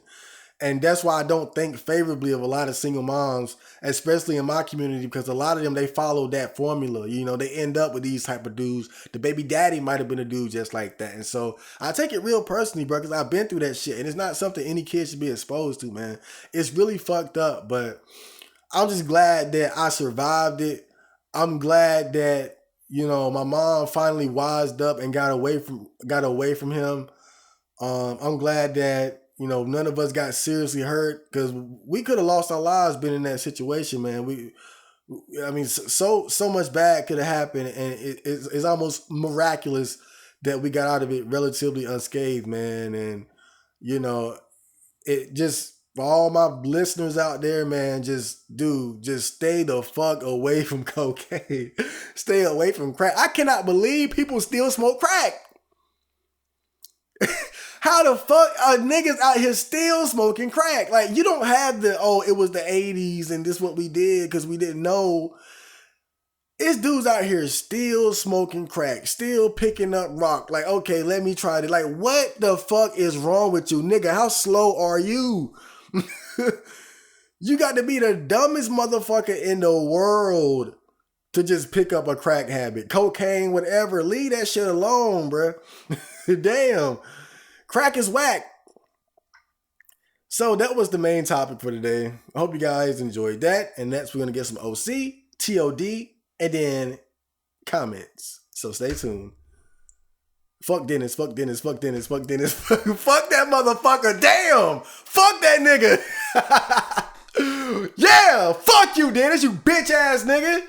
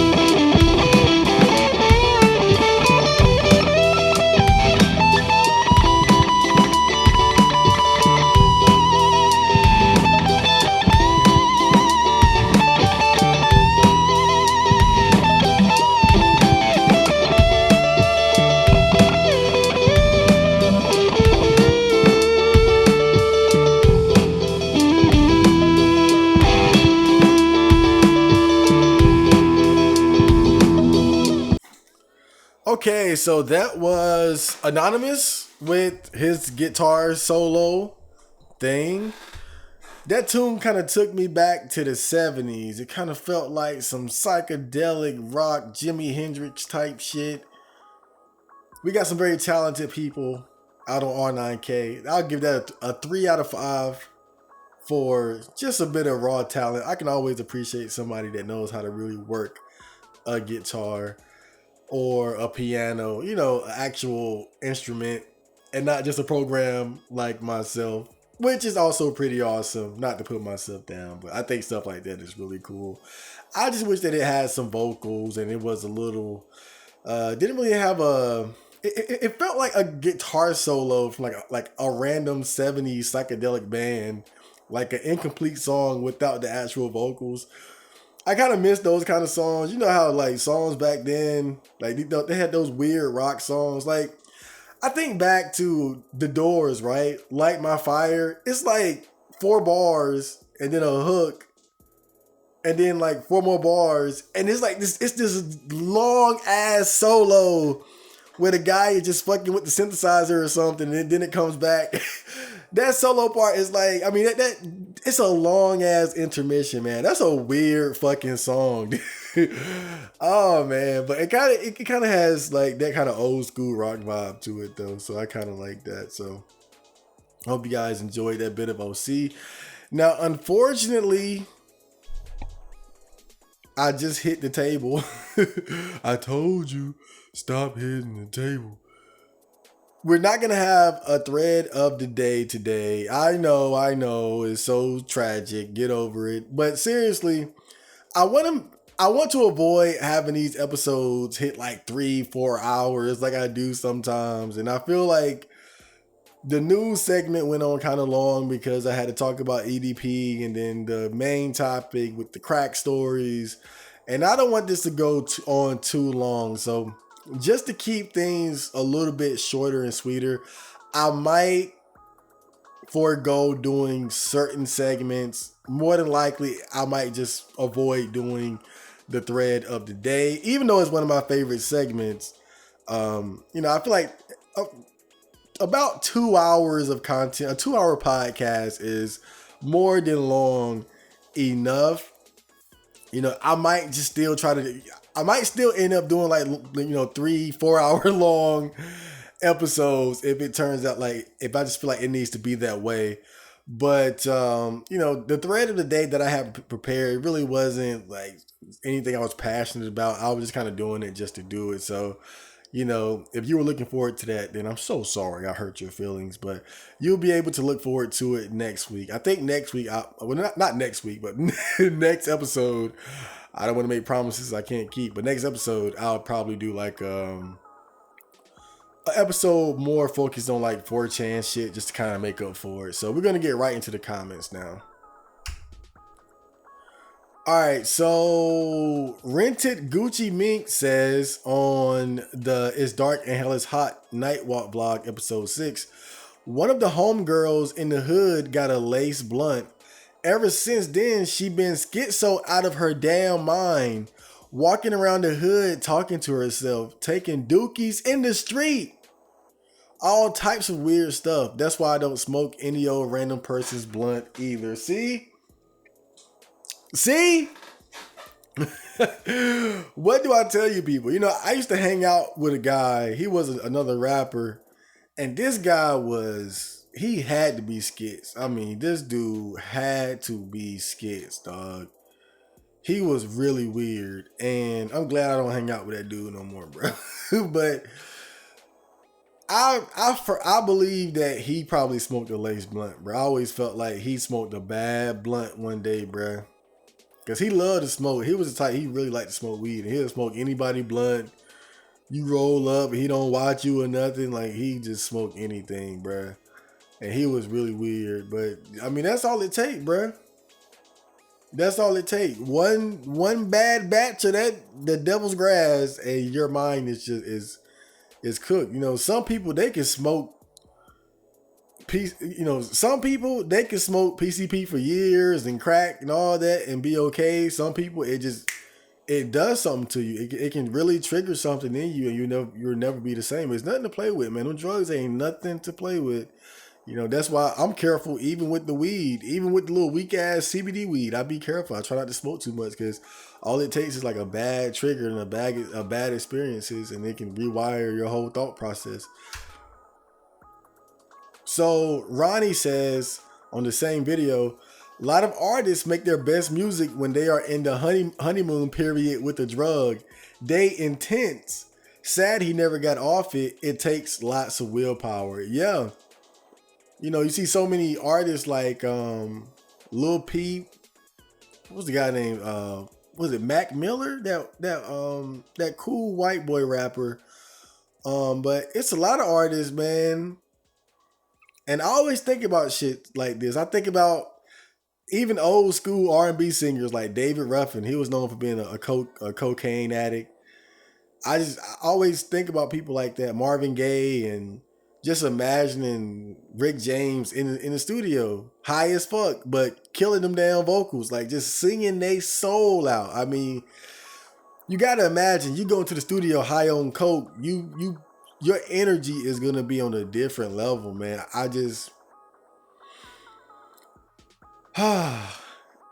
Like even myself, but here's my thing though. Like I tried that, not coke, but I tried to like smoke weed and like rap. I'm not really a big fan. I'm not a big fan of the smoke before rapping thing.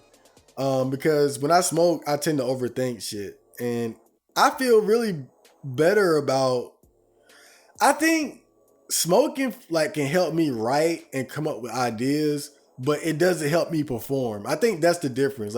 Like smoking can help me write and create, but when it comes down to actually like laying down vocals or focusing on like making a beat, I'd rather be sober. But there are a lot of artists out there, man. They do a line of coke, smoke a blunt, and go in the studio and they kill that shit, bro. So Bobby B Rose says on the same video, night backyard vlog. Yeah, I didn't really feel like leaving. I didn't really feel like leaving the backyard that night. I might do that every now and then. Don't be surprised I pull it out again. I might even do a night walk vlog in broad ass daylight, especially during the summertime, man. We're gonna go on some summer adventures too, man. Cause it's starting to get real pretty outside because of the sun and the blue skies and shit. I love this weather. So Ghostface says on the same video, I didn't listen to a lot of DMX's music, but his hits and singles were fire. Sure enough, I still remember the first song of his I listened to was The Omen because it featured Marilyn Manson and I was big into MM at the time. But man, the things with rappers dying is sad as hell. It's either gun violence or them overdosing. I actually never tried drugs and shit like that, not even weed. Where I live, even possessing a bit of weed could make your ass go to jail. Rip DMX. Yeah. I think it was Nick Cannon who said it. He was talking about being famous and rich, and he said the problem with it is that you always have access to excess. If you have like, you could be a broke ass SoundCloud rapper and you pop a Percocet every now and then. You blow up. Now you got money. You doing Percocets every day. Now you doing Percocets and Xans every day. Now you got money to smoke weed, do perks, do Xans, do lean. Now you doing coke. Like I feel like that's how it spirals out of control.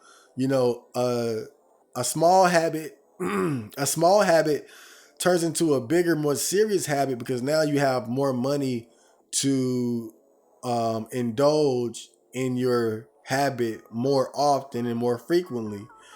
The only thing keeping a lot of people alive, a lot of drug addicts alive, is that they don't have the money to really overindulge in their habit. But the problem with a lot of these artists is that they have the finances to just get high every single day with the exact drugs that they want. They got the money for the best quality drugs. They got the connections. It's fame is a blessing and a curse. And you definitely got to be careful with that shit. And that's why a lot of artists, they end up, dying that way, overdosing or getting killed. So Sankofa NYC says on the Gemini beat from the Gun Ho Guns beat tape, the Gun Ho Guns have the best names. This is a good beat. Yeah, I've always felt like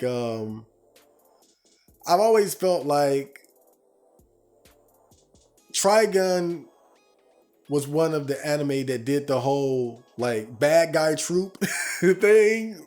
Like I feel like Trigun did it better than a lot of other anime. They like Trigun did it had one of the best bad guy troops because anime will always have like that arc where like a bunch of bad guys show up at the same time, like the Jupan Gantana in Rurouni Kenshin, the Band of Seven in Inuyasha. You could even say the Ginyu Force in Dragon Ball Z. And I know Naruto Shippuden has like those ninja guys led by Sasuke's brother and whatnot. Like a lot of animes go that route of having this troop of bad guys showing up. And Gun Ho Guns, not only do they have cool weird names, but just their visual designs they're all just so awesome and unique. I always love that. Rennet Gucci Mink says on the Hideki song, that feel when you're a musical genius, but only fellow neats know about you. Never stop making music, man. Your style is crazy. My style is crazy. Exactly. And I feel like Hideki properly expresses that. That shit is like weird as fuck. That's a weird, dark ass song. But I'm glad I was able to take it there. I feel like with songs like that, that's when I'm really just experimenting with different vibes.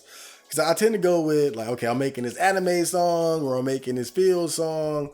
I feel like with Hideki, that's like me going like darker. Because I know earlier on, I don't know if it's on the channel or not, but I made a song called Evil Dead.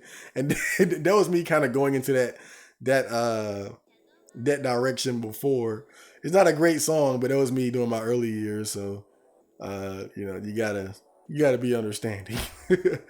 So CES Grimm says, thanks, man. I wrote a whole song to this. That's to the Wired beat, which is the beat to Clown World. Yeah, if you guys see any beats that you like, just write to it. Just do it. just make a song, do whatever, I would love to see what somebody else does to my beats. I'm not really in the business of selling beats right now. If somebody wanted me to make a beat specifically for them, you could contact me and then we could work something out. But really the beats that I upload, I don't really care who uses them. I might use them, I might not use them.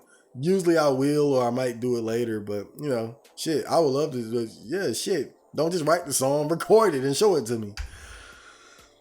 So, hold up. I hope I didn't skip one. Hold up. Nah, I'm good. I'm shaking the table too. My bad. So Moog is strong. Mug is strong. No, Moog is Mug. Wait, Mug. Wait, wow. Moogie Strong says this going in the running playlist. That's to the Hideki song. I really appreciate that. I feel like, I make some songs and I kind of like, okay, I did that. Put it on the shelf, but I know it's a good one when I put it on my MP3 player and I run to it. The runners are always the best. And so for somebody else to take my song and run to it, that's pretty awesome. Thanks for that comment, Moog Mug. Ghostface says on the Bloomer beat, heard that you had some verses for this one in one of your podcasts. I think you even played a snippet. You should definitely rap over this one in my opinion. Yeah, I'm gonna go back to that beat. I wrote a whole song to it, but I didn't like the hook. So I kind of forgot about it, but I'm gonna start working on the Robot Music 9003 mixtape soon. And that's a beat that I definitely want to be up there. So I'm gonna go tackle that beat again. But that's just how it is sometimes. Sometimes I make a beat and write a song, and it doesn't come out the way I want it to, and that means you just got to go back to the drawing board. Really, Keiko, right? I been thought of that song. Really, it all started, I was like, hey, I want to make a song called Keiko. That's really how it started. I was just sitting there, I was like, I want to make a song called Keiko. I ain't had no bars, no hook, no beat.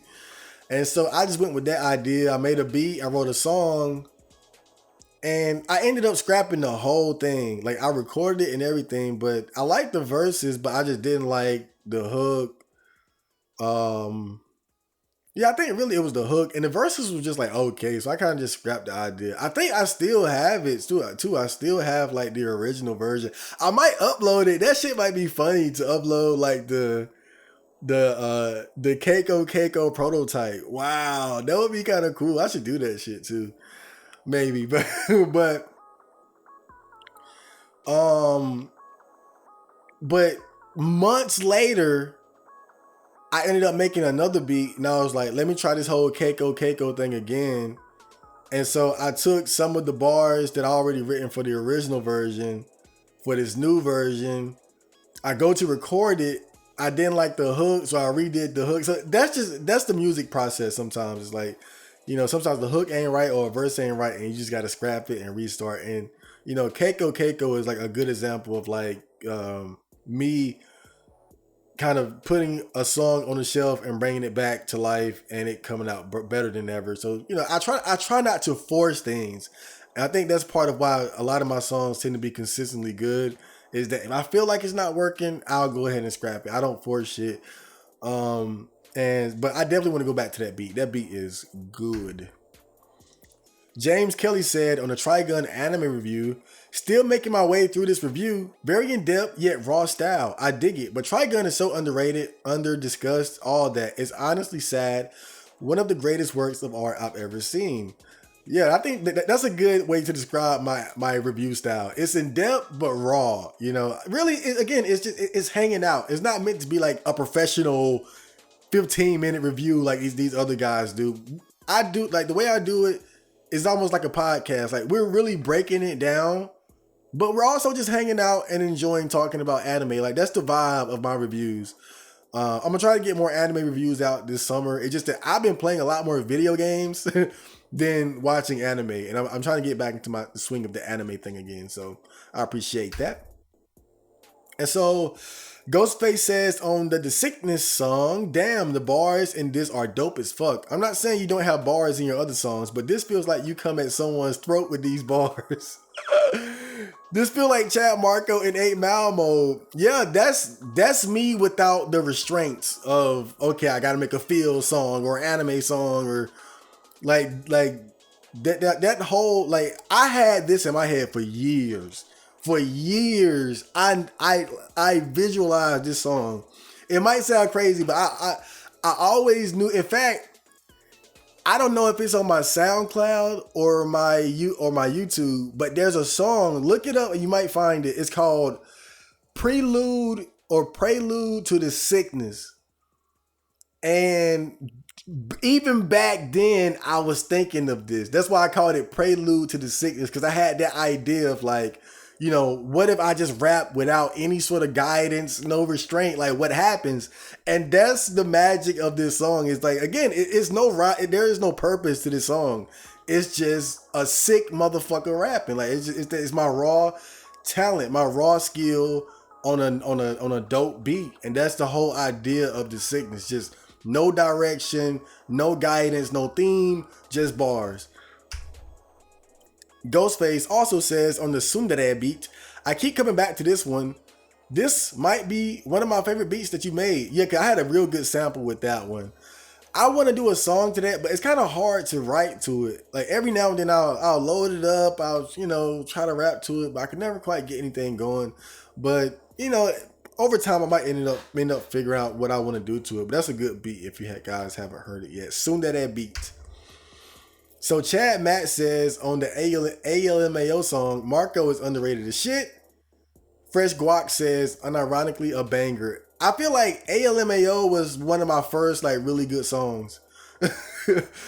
I remember I made that like right before I went to the mental hospital. That was one of my first good songs though, I think. Like, that's when it really that's when rapping really clicked for me. I had been doing it for years.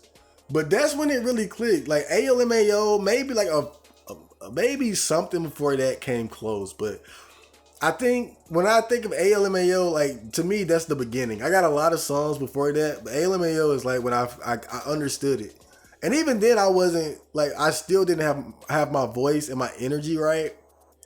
But like, just in terms of like writing and hooks and beats, I was there. And I feel like now I'm more complete. Like my verses have gotten better.